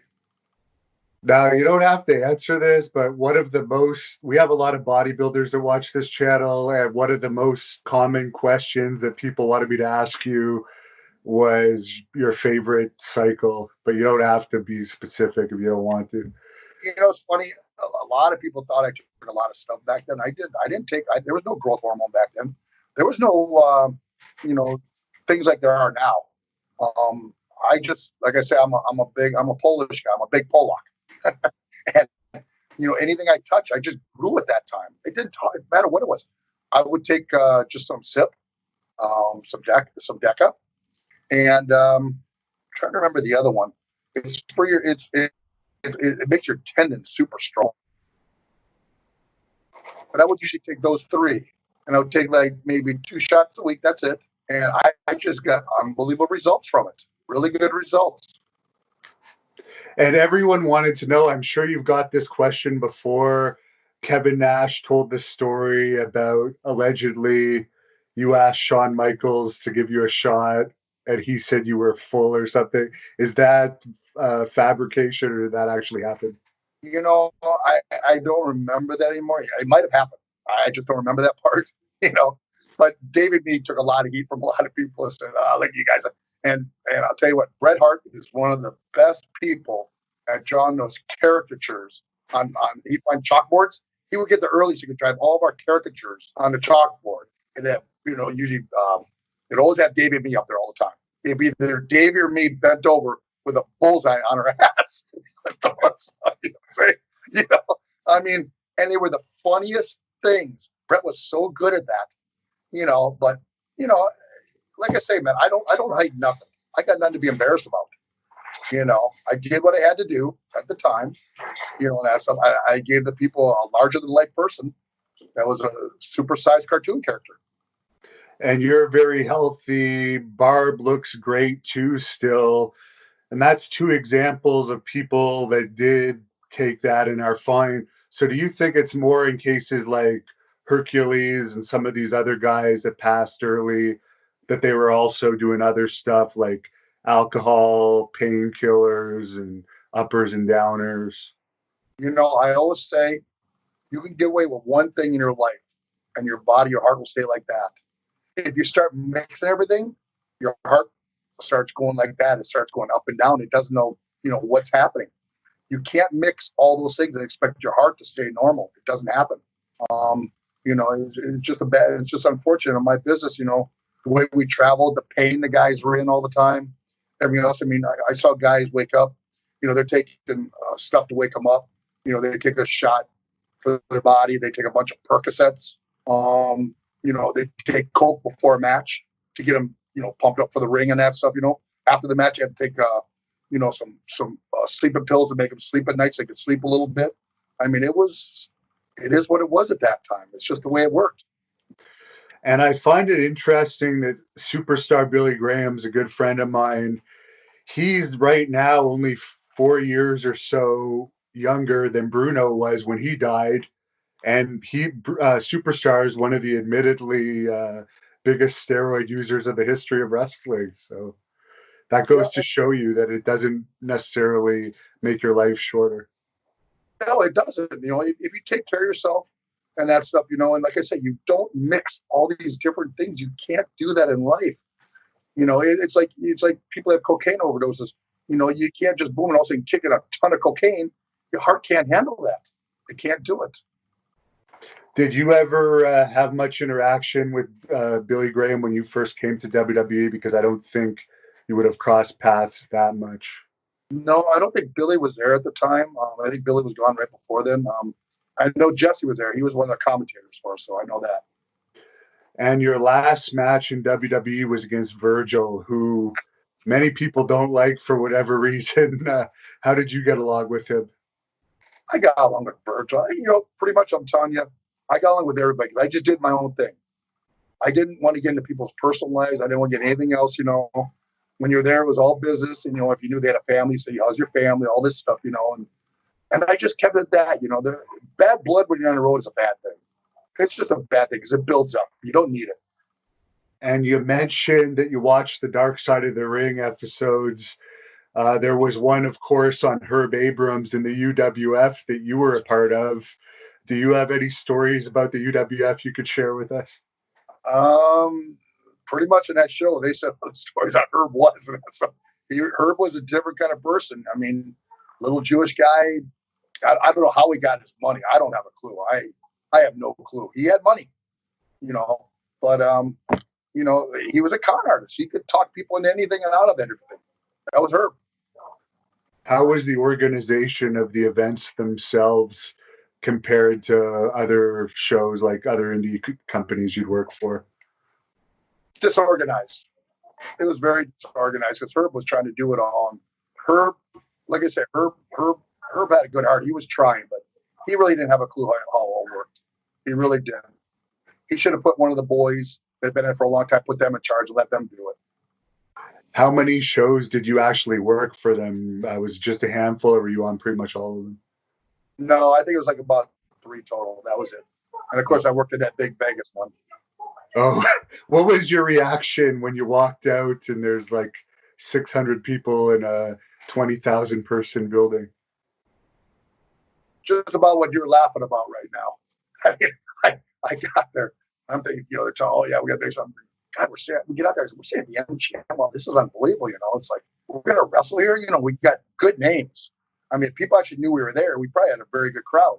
It was actually, worked and that stuff. They got out, did their job and that stuff, and we go in there. It's like, I'm looking at it, where's all the people? I was like, my God, there's like nobody here. This is embarrassing. You're going and there's absolutely nobody. Just, I don't know, man. I've been on a couple of those type shows. Man, it's just like, wow, you're talking all this. We have all these people, and then no one's there.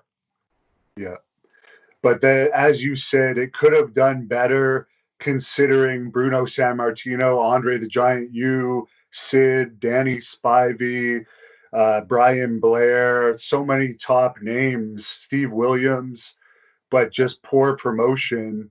And if the guy wasn't in his hotel room doing coke all day, if he'd actually promoted, you may have had something there. Just like I say, Herb, I just really don't think he really had a clue on how it actually worked behind the scenes. It's a whole different world that he tried to promote. That's very different.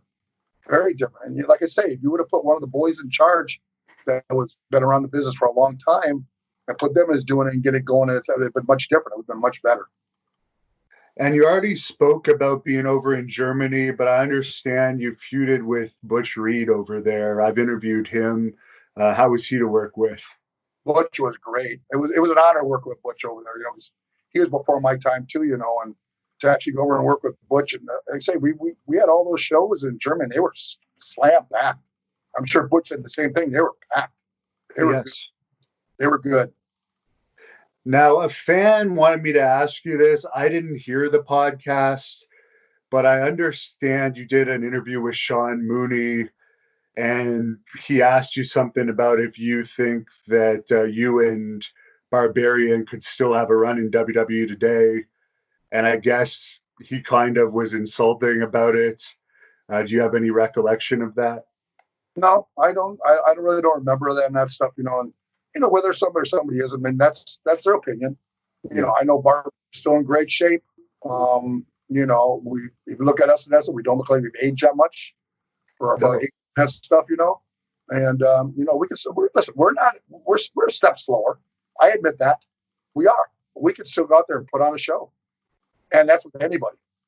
And if it was a shoot, I legitimately believe that you and Barbarian could be any of today's tag teams. Oh yeah, I mean I have no question about that whatsoever. And give us Haku too. Yeah, well, yeah, that would just be frightening. You could beat an entire company with that team. Speaking of which, Barbarian told us the story that you had witnessed the night that Haku bit somebody's nose off in the bar. Could you tell us that story? Yeah. Yeah, it was actually in Baltimore. It was at the Sephora Club. We were staying at the Holiday Inn, got done doing the show, got back to the Holiday Inn. We said, we're going to go out. So we go to the Sephora Club. That's where everybody went. It was always this club just across the highway, just jam packed all the time.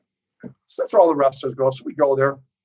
And I was walking around, and Tonga Kid was there, and a few other guys. And as I walked around, I see Haku there. He's drinking a beer, just kind of looking. So I go up to him. I said, Haku, how you doing? So, good, brother. I'm doing good. So I'm just enjoying my beer. So we go on. All of a sudden, I come inside. I'm just walking around outside. I look at him. You could see he's kind of got this focus on something. I'm like, oh no, I hope not. Also, he just starts going through the crowd. I mean, just starts walking like he's in a measure, staring. Goes down, grabs this guy. I'm looking at him. Just all of a sudden, next thing I know, there's just blood everywhere. Just blood all over the place. And oh, you got to be kidding me. So Tonga Kid and me, we ran over there right away. We all were able to get him back to the hotel at the Holiday Inn. So I said, you know what, I'm going to get Haku up to the room. Let's get him up to the room. I don't want him in the bar here. We were able to get him up in the room. They was like, okay, I'm good, guys. I'm just going to stay here. I'm good. So we go back down. After we go back down, about a minute later, here he comes down to the bar down there. Now he's in the bar down there. Great. I don't want to say anything, near the Tonga Kid.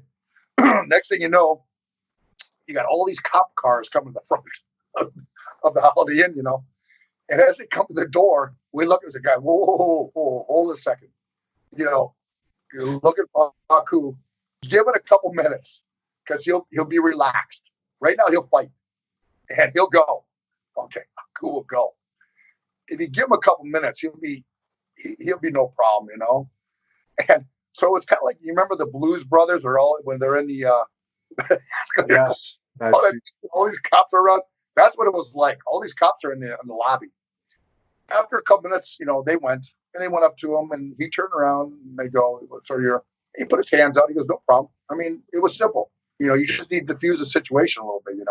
That's all it was. I mean, Haku was him and Barb. I think were two of the toughest individuals I've ever known. Both of them. Did you ever see any incident like that with Barb, or were things pretty calm with him overall? Actually, I know Barb had one I wasn't there. Barb told me about it. It was in L.A. He was shooting that movie with him and Tijo Khan, the one he was in with Roddy Piper and those guys back then. Oh, Body Slam. Yeah. And he was at the club and something happened. He got mad, so he broke a beer bottle over his head.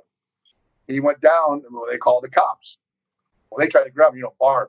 They're trying to mace him. Mace ain't doing nothing to him, nothing else, So they're all trying to tackle him. He's throwing him off. Fine. Took I guess a whole bunch of them to tackle him down. And they were pissed. And the main guy comes, whoa. I know who he is from wrestling and that stuff, Well, they went. They didn't put him in. They didn't put him in the jail that night. They brought him back to his room. So they put him in the room, and the way Barb told Teddy, he goes. They took me back to the room. I went, all my shirt torn, blood. Everything else, I pass out, just exhausted. He said somebody stooged to his wife in Charlotte. Well, she caught the next flight from Charlotte to LA. He said, "Oh, Teddy," I wake up the next morning. I look around. Oh, Teddy, my wife's standing there, high heel in her hand. She cracked me in the head. He said, I crawled to the door. She pulled me away from her because she locked all the locks, so I couldn't get out. He said, pull me. I tried crawling to the door. She kicked me. She was so mad at him for doing that. He said he finally got out. He said, honey, please, please, please, I'm done. I'm done, I mean, just, oh, the only person in this whole world Barb was afraid of is his wife. That's the only person Barb's afraid of. And same as Haku. The only person Haku's afraid of is his wife. Everybody else they could demolish. They are terrified of their wives. Now, as far as this WCW run that you had, it's kind of mind-boggling that they wasted you guys like that. Barb told us that you owned the rights to the Powers of Pain name, but for some reason they wanted to bring you in as the Super Assassins. How did they explain that to you? I really never understood it. And the problem is, how is it going to work when our size, everybody knows who we were. We go to the ring, everybody be yelling, Warlord, Barbarian. Everybody knew. You can't hide the size. You just can't hide that. When we work, you can't hide that. There's no hiding that. And it just, I don't know. It is what it is, too. That's what I say. Were you under contract when they brought you in? No, I was just under a nightly contract at that time. How did you like working with Robert Fuller? He was good. Robert Fuller was good. He wasn't really much of a talker to us and that stuff, but, he'd been around the business for a long time. Very good at what he did. Now, Barb's told us that he felt really bad that they ended up signing him on and letting you go. But you said it was okay, I guess. So are you surprised they didn't keep you on as a singles with all the shitty wrestlers that they had at that time? Listen, I would have loved to work for them at that time. They were a good organization at that time, but then again, I can't get into their minds what they're thinking at the time. As far as WWE around the Attitude Era, do you think they didn't bring you back around then because you looked very similar to Steve Austin, but a more jacked version? It's funny. I actually, I think it was 95. I was over in South Africa with a whole bunch of guys. I mean, Steiner Brothers, Kevin Nash, all kinds of big names. And once again, there's another place, huge names. We're going to cricket stadiums. You know how big cricket stadiums are. And there's hardly anybody there because no one knew we were even there. Nobody. I mean, it's like, you got to be kidding me. You got these huge, great names all can work. And no, they don't put out there, they don't put out there enough to let people know you're there. I mean, it was, you've got 50,000 seat places. You got maybe a couple thousand people. I mean, it was embarrassing, But I don't know, man. It's tough. And you worked over in Japan with War. Chris Jericho mentioned you in his book that you guys were traveling together at that time. Any memories of that? I love being with Chris over there. We had fun. That's when Chris was Lionheart, and he was just up and coming at that time. He was actually not even in ECW at that time. He was in still up in Canada at Stu Hart's place up there. And one time he wanted to quit wrestling because he didn't think he could go any further. And I just looked and said, Chris, you're good. It takes time. It just takes a little bit of time. You got the moves, you got the look. Everything else, someone's going to pick you up. It's going to happen, But when we'd be over there, I'd take them all the places. We actually got kicked out of places because we would eat so much food that's like, oh no, you come here no more. You eat too much. You like sumo. You eat too much, because we go to all you can eat shabu shabu, which is they bring out plates of beef and with boiling hot water. You put in that water within a couple seconds, it's done. You put it on top of your rice. You eat the beef and then you eat the rice when it's soaked with that beef afterwards, and it was so good. And it was all you could eat places. You only had to pay a certain amount of money. You get as much beef. We'd have like 20 plates between Chris and me. That beef. And they said, oh, no, no more, no more. Then we go, next day we go to yakiniku, which is the little burners. And you put your meat on there, you put your chicken on there, and you get as much as you can. Well, we eat so much here in Canada, they get mad at us because we eat so much. But like I said, I had a lot of fun with Chris. One time we came back, and we had like a 9-10 hour layover in Detroit for where I was going, where he was going. So I said, Chris, we're gonna have a little bit of fun. I said, I'm gonna rent a car. I said, we're gonna go eat. After we go eat, I'm going to take you to the gym here in Detroit. I know a really good gym over here. I used to train all the time. We're going to get a good train. Then after that, we're going to take a good shower. We're going to catch another meal before we catch our flight going home tonight.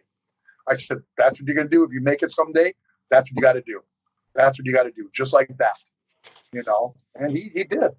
He did. After that, he took off. He took off DCW, then WCW, and then WWE at the time. He took off like crazy. And now he's at AEW. What the hell is AEW? Have you seen any of his work in AEW? No, I really don't watch it that much these days. It's just changed so much. Chris, no matter what's a great performer.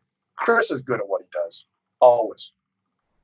What do you think about there being so many small wrestlers today? It seems like there's a disproportionate amount of wrestlers that are actually average size and below average person size now. The business has changed a lot. The problem that they're doing, they're all trying to outdo each other. The moves now, everybody's trying to do a bigger, just crazier move than somebody else. And the thing is, when you do those kind of moves and you land on somebody, how does somebody else really get up out of that? That should be, if you're doing that crazy, it should be a finisher right there. I mean, how many times can you do all that stuff in a ring and still keep getting up? It's crazy. You got to bring some kind of realism to a sport that is entertainment. You have to do that because that's what the people want. It's crazy in that stuff. It really is. The Undertaker recently announced he's retired. Do you think this is a legit retirement? And do you have any memories of the Undertaker yourself? Undertaker will never retire. Mark, he's tough as nails. He might be hunched over when he walks, everything else. Once he steps through that curtain, he's Undertaker. I don't see Mark retiring and that stuff. He's the best gimmick, I think, maybe ever of wrestling, The Undertaker. I really do. When he came out in 1990 and I saw it, my mouth just fell. I said, wow, that is the coolest gimmick that I've seen. And it just fit him so perfect the way he did it with Paul Bearer. It was incredible. Like I said, I can't see Mark really retiring. Maybe he just comes from WrestleMania every single year. Even if it's just that, the people love the guy. They love him. He's a god in the sport. He really is. How was he backstage in those days? I guess he would have been a rookie at the time you were back there with him. Mark was good. He was never into the drugs and that. He would go out to the clubs, all the strip clubs, whatever we went to all the time, He'd be out there all the time, But he never got caught up in that bad thing. None of the bad stuff. Never. Did you ever go out with Ric Flair? Oh yeah, I was in NWA for 2 years with Rick, and I was in WWF. I think another 2 years when Rick came in. He was there too. He was a lot crazier in the NWA than he was in WWF. He was crazy in the NWA. I mean, he had some parties that wow, they were fun. They were fun. Crazy as in if the cops knew about it, there would be charges pressed. Well, when you got naked people running up and down the hallways everywhere, everything else all over the place. I mean, it was crazy. It wasn't no drugs, nothing like that. It was just crazy. Fun. Do you think with all this speaking out stuff, like what percentage of wrestlers from your day would actually be able to keep jobs in today's world of wrestling with how politically correct everything is? Hardly any. I mean, we all listen. Every one of us carries ghosts in our closet back then. Every one of us. But it just, when you're in a sport and you work so hard, we work. They don't travel like we did. They don't do anything like that we did anymore. We traveled so much. Sometimes you'd be on the road. Before I even came here, 60 days in a row they would be on the road. I'd be on the road sometimes 30 days in a row. You need to get away from it. Your mind needs to get away from it. And when you go out, you like the old saying goes, you work hard, but you party hard too, and you just blow off all that steam. I mean, I could tell you one about Vince in San Antonio. I'm sure you heard about that, the strip club. You want to take everybody's finishing moves that night, you know. I mean, you know, and that was just we've been on, and even Vince, he wanted a blow off. He wanted a blow off. You know, it's the way it was. You know, but back then you didn't have all this social media. You didn't have you know, all the stuff they do today and that stuff. You know, so you didn't have to worry about getting in trouble. Today, you do anything, man. It's on camera now. It's on social media. You know, it's Twittered. It's whatever now. Yeah. I noticed it in, I know you do security. I noticed it in recent years being a bouncer. The moment you throw someone out of a club now, everyone outside starts pointing their camera phones at you. Do you Yep. notice that, how tough it is to work those kind of jobs now? All the time, man. That's what I do. And first thing you do, people do it. Everybody's got their phone out to watch everything now. So I tell the guys, listen, man, you know, you take them out, you got to be careful. Only use the force necessary that you have to. And when we come back, when we do get back to work, everybody, no, don't chokeholds anymore. No rear chokeholds anymore. In this country, you're going right to jail now. You know, and you know it's tough now. And don't say anything to anybody that's anything bad because everything's racist in this country now. That's the big word of the United States: racist. Everything's racist. You What's know, the it's sad that the worst? whole. Oh, sorry, there was a delay. There was just a delay in the feed. You could finish what you were saying. I didn't realize you were It's still. just sad. It's just sad that it comes to that now. You know, because it'd be so nice to see everybody united. That'd be so nice. Yeah. As far as your years doing security, what was the most dangerous situation you've ever been involved with that you're kind of lucky to have survived? Probably when I was with 50 Cent, Curtis Jackson, bodyguarding him for a while. We're down in Manhattan. Um, all of a sudden, the blue, we were driving, and he says, "I want to pull over into this." He was always in a bulletproof truck all the time, and we'd all be behind him and that stuff, you know. And he wanted to pull into this the biggest hip hop um, building down there. Goes everywhere around the whole East Coast. So you're just out of the blue. He wanted to show up there and surprise everybody. So we went there. So we're sitting there waiting for him to come on. As we look down, we see all these cars are pulling along the curb because he's on the air right now. You know, got their spinners going, everything else and that stuff, you know. We see this SUV down a little ways. We kind of get out to kind of go take a look. You can see them come out. You can see they got some guns in their hand. So we said, "Oh man, we got to change everything with Curtis coming out quick, you know, with 50, you know." So we told him when he comes out, we're going to just pull up, jump in, we're gone. We're not going to stay. We're gone quick. So he came in, boom, boom, we're gone. We're going through the tunnel. And I'll tell you what, you don't want to get between us because the drivers we had, they'll just crush your car. I mean, they didn't let no one get in the way. Boom, they don't care if they mark your car up, whatever, they don't care. We got to the hotel that night. It was out in wasn't Newark, but it was in New Jersey, just on the other side of the river. And we just got to the hotel. We got 50 into the room. We were just getting ready to set outside. Also, some gunshots went off in the distance, shooting at us. You could hear it. So we just all got behind the SUV that was, you know, bulletproof. Got behind that and just waited out. They shot. I think there was a total of 15 shots they took. You know, they shot it with handguns, so it was a ways away. So, you know, it's not so accurate with handguns. You know, it would have been rifles, it would have been different. And so after it was all done, we went back inside the hotel at the time. And the police came, and of course, the police came that night. And we got 50 after it happened. We got 50 in the truck. They took all of them. We don't even know where they even took them because they don't even want us to know in case something happened. They don't want even us to know. So next day, we all met up because we're going to California the next day to start a music video. And we go ahead, we get to the airport and the next day in JFK to fly over. Next thing you know, here comes up the FBI, here comes the New York police, the state police. We got about 40 cops coming up to us. And there's a guy, we're going to escort to the gate. I'm like, wow. You know, got to the gate, you know, took off, got to California that early that that next morning.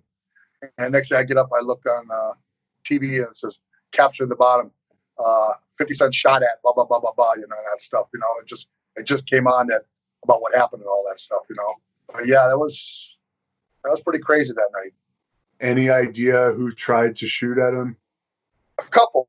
Of course, in hip hop, there's always a lot of beef amongst artists. Always. I mean, that's another crazy business. It really is. Ja Rule was just down the street a couple miles, I heard, and he had a beef with Little Kim. That was another one. That's another one that we had a beef in when we were in England. He was getting a whole bunch of awards, and her group tried to sit at our table. Well, he didn't want to screw with our guys. We came in, and boy, they all ran real quick, but he had a beef with two of them. I know Ja Rule was I heard a couple miles down the road from where we were that night. Wow. So that's my feeling. And you also work security for Kimbo Slice. How was that? Kimbo was great. Kimbo is a great family man. He was so good with his family, and he probably had the hardest punch I've ever seen on a human. I literally, when we were in Newark, his very first fight on TV, national TV, I was in their side door. I could hear him popping that bag like it was right in my face. I mean, he just had one of those punches that it was devastating. He was another one that he just didn't know he had a heart issue. He didn't know he had an underlying heart issue. So why would he need security? Was that because of his hip hop underground connection? No, not really. Just when he go out, they just wanted security for him around him and that stuff. They didn't want him to have any problems where he had to actually defend himself and all that stuff. They didn't want that. Okay. I was actually we were at a place one night, and some people tried to come in, and we had to kind of take care of them real quick and that stuff, because they were trying to start something with them, And people do that always. People do that. If you remember bouncing at the Stein in Cedar Falls. What is that? If you remember bouncing at the Stein in Cedar Falls. Yeah. I'll tell you what, that was a rough place. It was a rough place. College bars. Oh, yeah, that was like, it was what we called the hill. All these bars were on the hill. We were at the very bottom of the hill. It's like all the crap came rolling down. And it was just a rough bar, and when the wrestling season would end and all the wrestlers would be done and they would go ahead and they'd have to watch their weights for all that time, they would come in there and they would always start something. Always. Because they want to blow off from the season, from everything going on. They didn't have to diet anymore now. They got to get away from dieting for. And it was crazy. It was. Now, I don't know who these guys are, but I had a few fans wanted me to ask you about Big Lenny and Andrew Kalura. Do you know who they are? Who was that again? Big Lenny and Andrew Kalura. I can't remember the names offhand. They said you bounced with them at Club Atomic or something. I might have. I don't remember anymore. I just don't remember.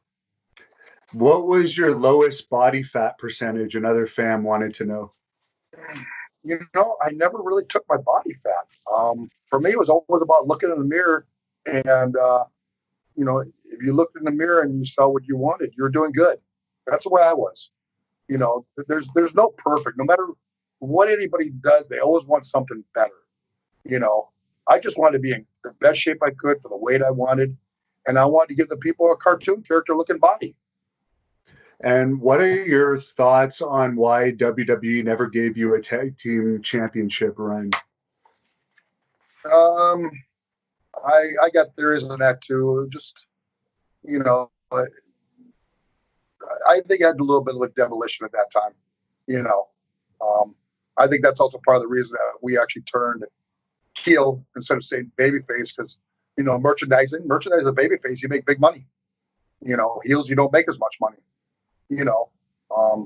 But I like I say, I don't look back and say anything bad. I understand it all. It took me a while to understand it. Now that I'm a lot older, but we definitely could have ran with the belts, no problem. Definitely could have. Oh, definitely. I agree. And a fan said that Bushwhacker Luke did a shoot interview and told the story that apparently WCW was considering having you as like a sadistic Jewish type character at one point. Is this true?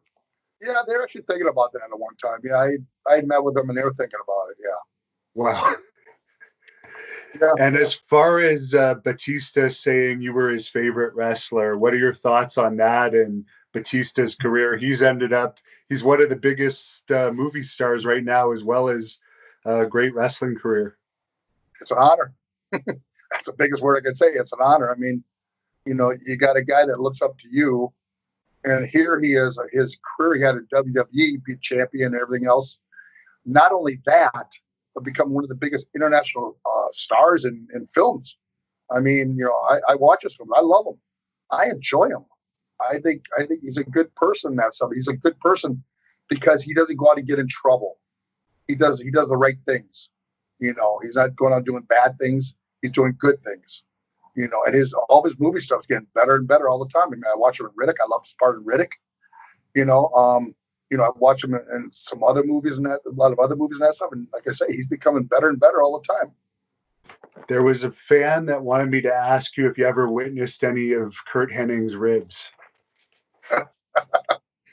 Kurt did a lot. I think probably the biggest one I saw Kurt do was in the Washington and the Washington D.C. at the Cap Center.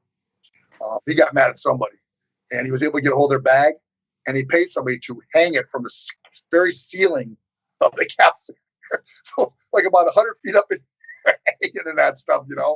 Also, I saw him another time. He got mad at another guy. He got into their bag, and he bought like about 1,000 ladybugs, and he dumped the whole thing of ladybugs into his bag. So the guy opened up, he had like 1,000 ladybugs going all over his stuff everywhere. Lady bags everywhere. And I know he did one other one, which another guy, he got hold of their shoes and he put some dead rats in there or dead mice. I think mice. So he put their feet in, and his guts just came all over the place, everywhere. Wow. They don't do stuff like that today. You can't do nothing like that now. You did anything like that, now you're gone. And there was another fan that wanted me to ask you what your thoughts were of Zeus because you were in WWE during his little run. Zeus, yeah, I didn't know Zeus too well. Zeus, he was a unique character. He had that crazy eye, big black guy, like the way he was in that stuff, good build and that stuff. He was a gimmick. He didn't have to do much. He only had to do a couple things good, and that's all he needed to do because that's what the people believed in. He was totally a gimmick. In fact, I just saw Tiny. I just saw him back in January when Barbie were together with Demolition, and Tiny was there. And we got to see Tiny and talk for Tiny for a little bit. It was really nice seeing him. I mean, he's done pretty well in the movies. He had a couple good movies. He had some good B movies. He had some really good A movies. His parts has been really good that he's done.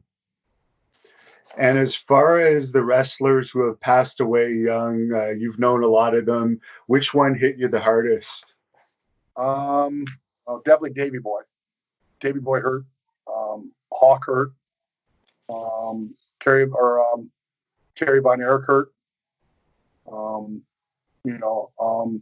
When Jim the Anvil Neidhart died, that's when that hurt. But I knew Jimmy very well. Jim was a good person. That stuff. It's just hard, man. It's just so many guys. It's sad. It's like I talk to people I talk to being on that tour for all those army bases up and down. The four guys, I'm the only one living. All the other three are dead already. I look at some of my shirts with all the guys on it, and over half those guys are gone. It's sad. I mean, good people, their lives are gone too quick.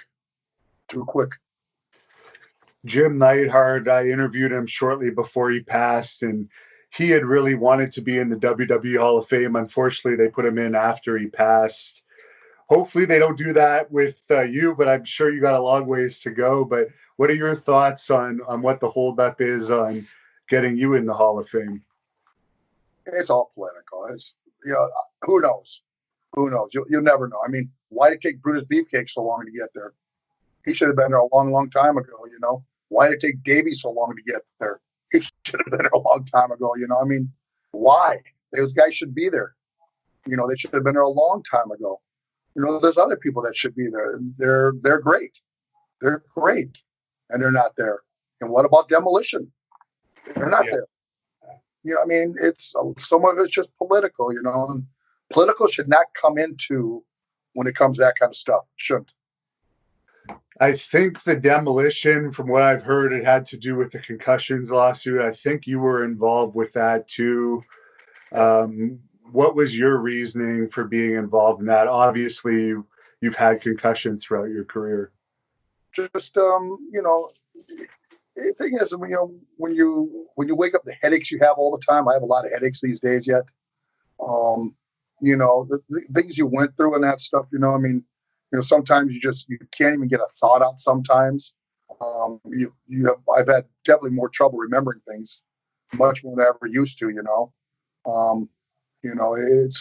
it's tough in that stuff. You know, and I just wish that, you know, I thank Vince for a lot of things because he gave me the opportunity to wrestle not only on a, you know, not national level but on an international level, and also all the action figures, all that stuff that came on merchandise. I mean, I thank him for all that. I just wish he would have looked after us more. I just wish that Vince would have looked after all the guys more. And you know, today look at what they have now. Now you got doctors, you got chiropractors, you got everything at all these shows now. Guys are protected now. You have a little concussion now. You got time off, man, to heal up, and you're paid. At our time, you didn't work. You weren't paid. You Right. worked. So if you got a concussion, you're still back out there. There was no concussion protocol back then.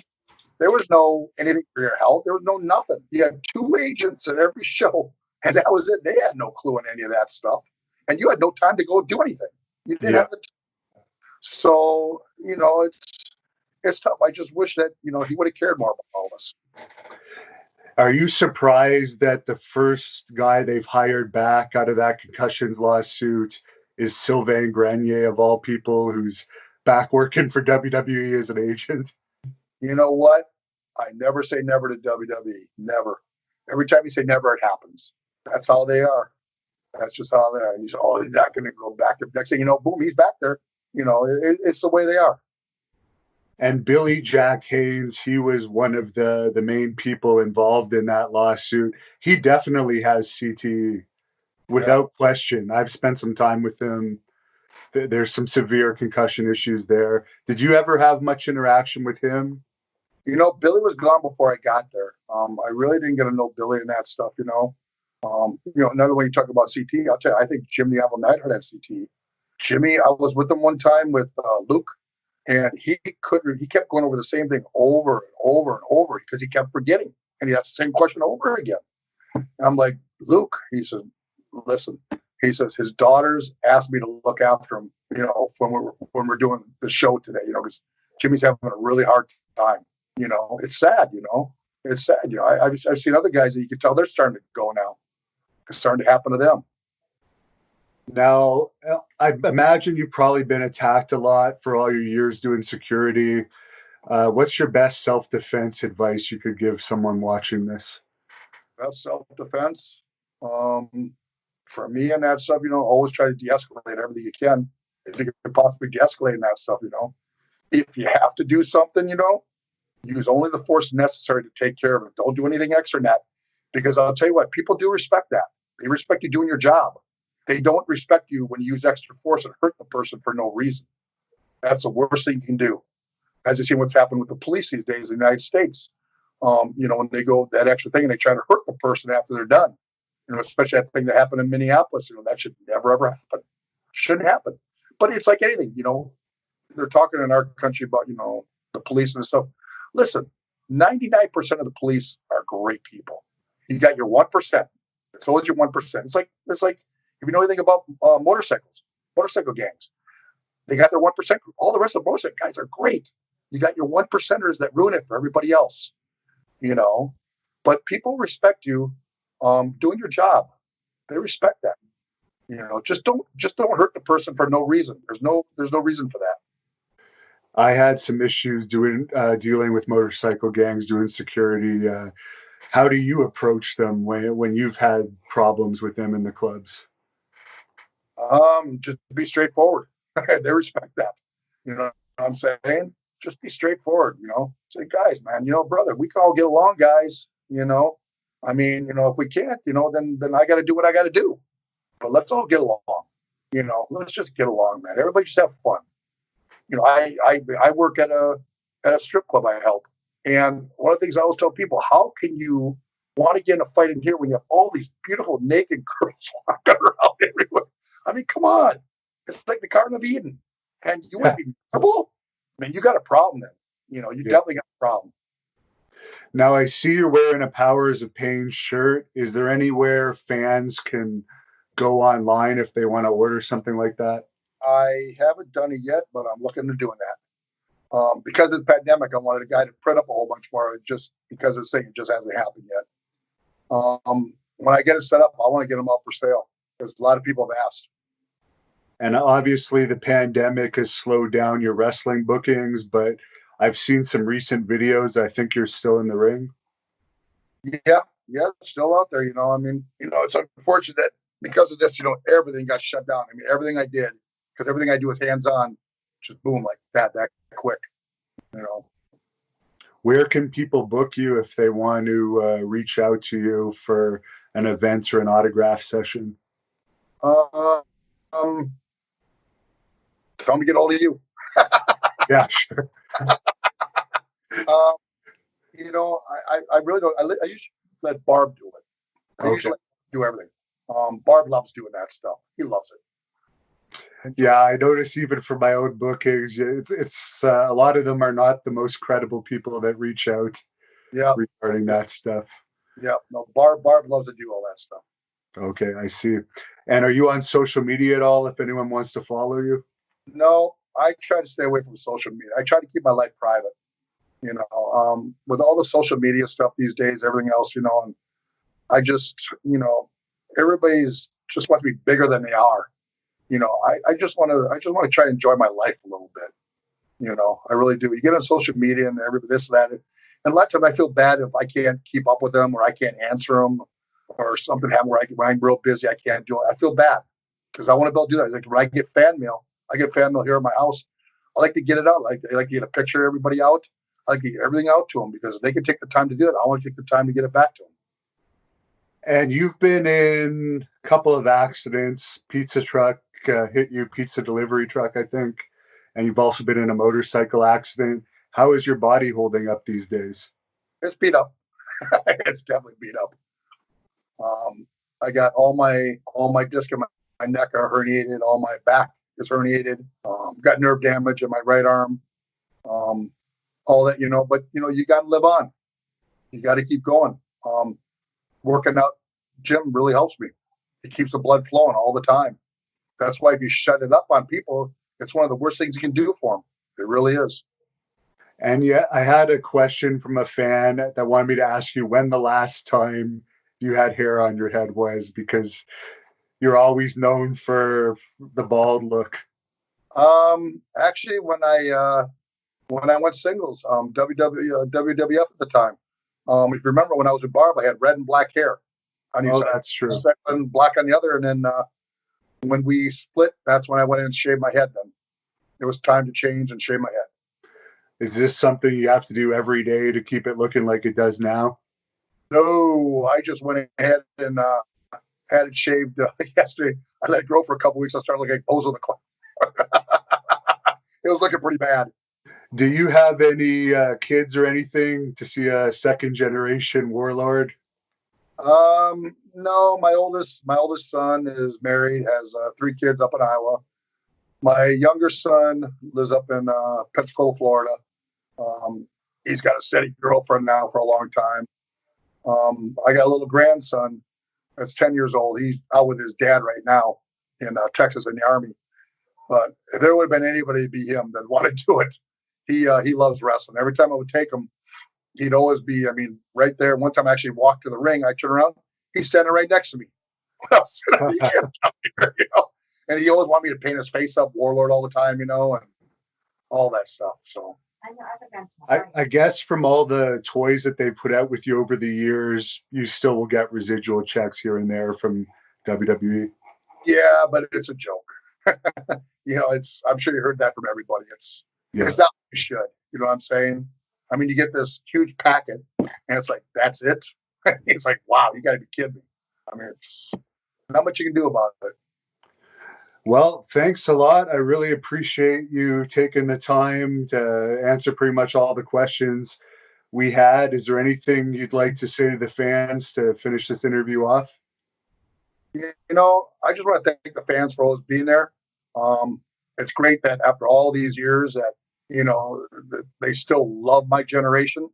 I think that I was a part of the best generation of NWA and definitely WWF. Definitely. The people they're great people. And, it makes me feel really good. I mean, I still get fan mail to this day. Like I said, I like to get photos out to the people and get it to them so they can enjoy it because, like I said, they take the time. I want to take the time to get it back to them. And like you say, Barb and me are going to try doing it however long our bodies will last. We're still going to go out and try giving the people a great show they can enjoy. And you got some old school. We're the last tag team of WWF from our generation. Barb and me is it. Everybody's done. They're gone. We are it. So so people when they come out, they go, wow, you guys, that's amazing. The only other tag team that's still going is Barb and Haku, which is not WWE. They were WCW, right? Yeah. Right. They're the only other one. Yes. Yep. Which reminds me, last question. As a heel myself, do you have any advice to young wrestlers out there on being a heel? Practice, look in mirrors and practice a lot of facial expressions. Facial expressions mean so much in wrestling. They really, really do. Practice a lot these days. It's it's on work, but also just it's on talking. Become a good talker. However you are. If you're a badass heel, be a devious person. Devious. I mean, when you're in the ring, like I did, I would nail them, and then boom, they would be selling. I just walk like I'm just looking for my prey. Wait for the prey, boom, I just work them down, work them down, work them down. They're my prey. It's just like out in the wilderness, You got your fox that goes after a rabbit. He gets a rabbit. He doesn't kill him. Just kind of follows him and keeps killing him slowly along the way. You do the same thing in the ring. It just depends what kind of heel you are. If you're a big heel, just be mean, strong, tough. Don't take bumps. Don't take bumps unless it's meant. Not until it's meant. That's a big thing. Barb and me never took bumps until it was going to mean something. It's very important. If you're taking bumps, you don't mean nothing as a big heel. When you're a big heel, you make that bump mean something. And people go crazy.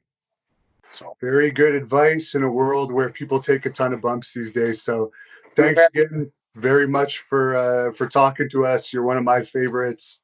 I think we see your wife in the background there. Yeah, she's also trying to show up something. Who took care of this big guy? That's why he's like this. Can you beat him up too, like Barbarian's wife beats him up? Except she's tiny. But believe me, she rules the house. Okay, she rules it. Thank you for watching the Hannibal TV.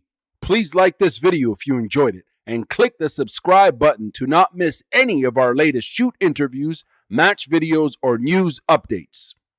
Support us on patreon.com for $1.99 a month to watch our full shoot interviews ad-free and help our channel grow.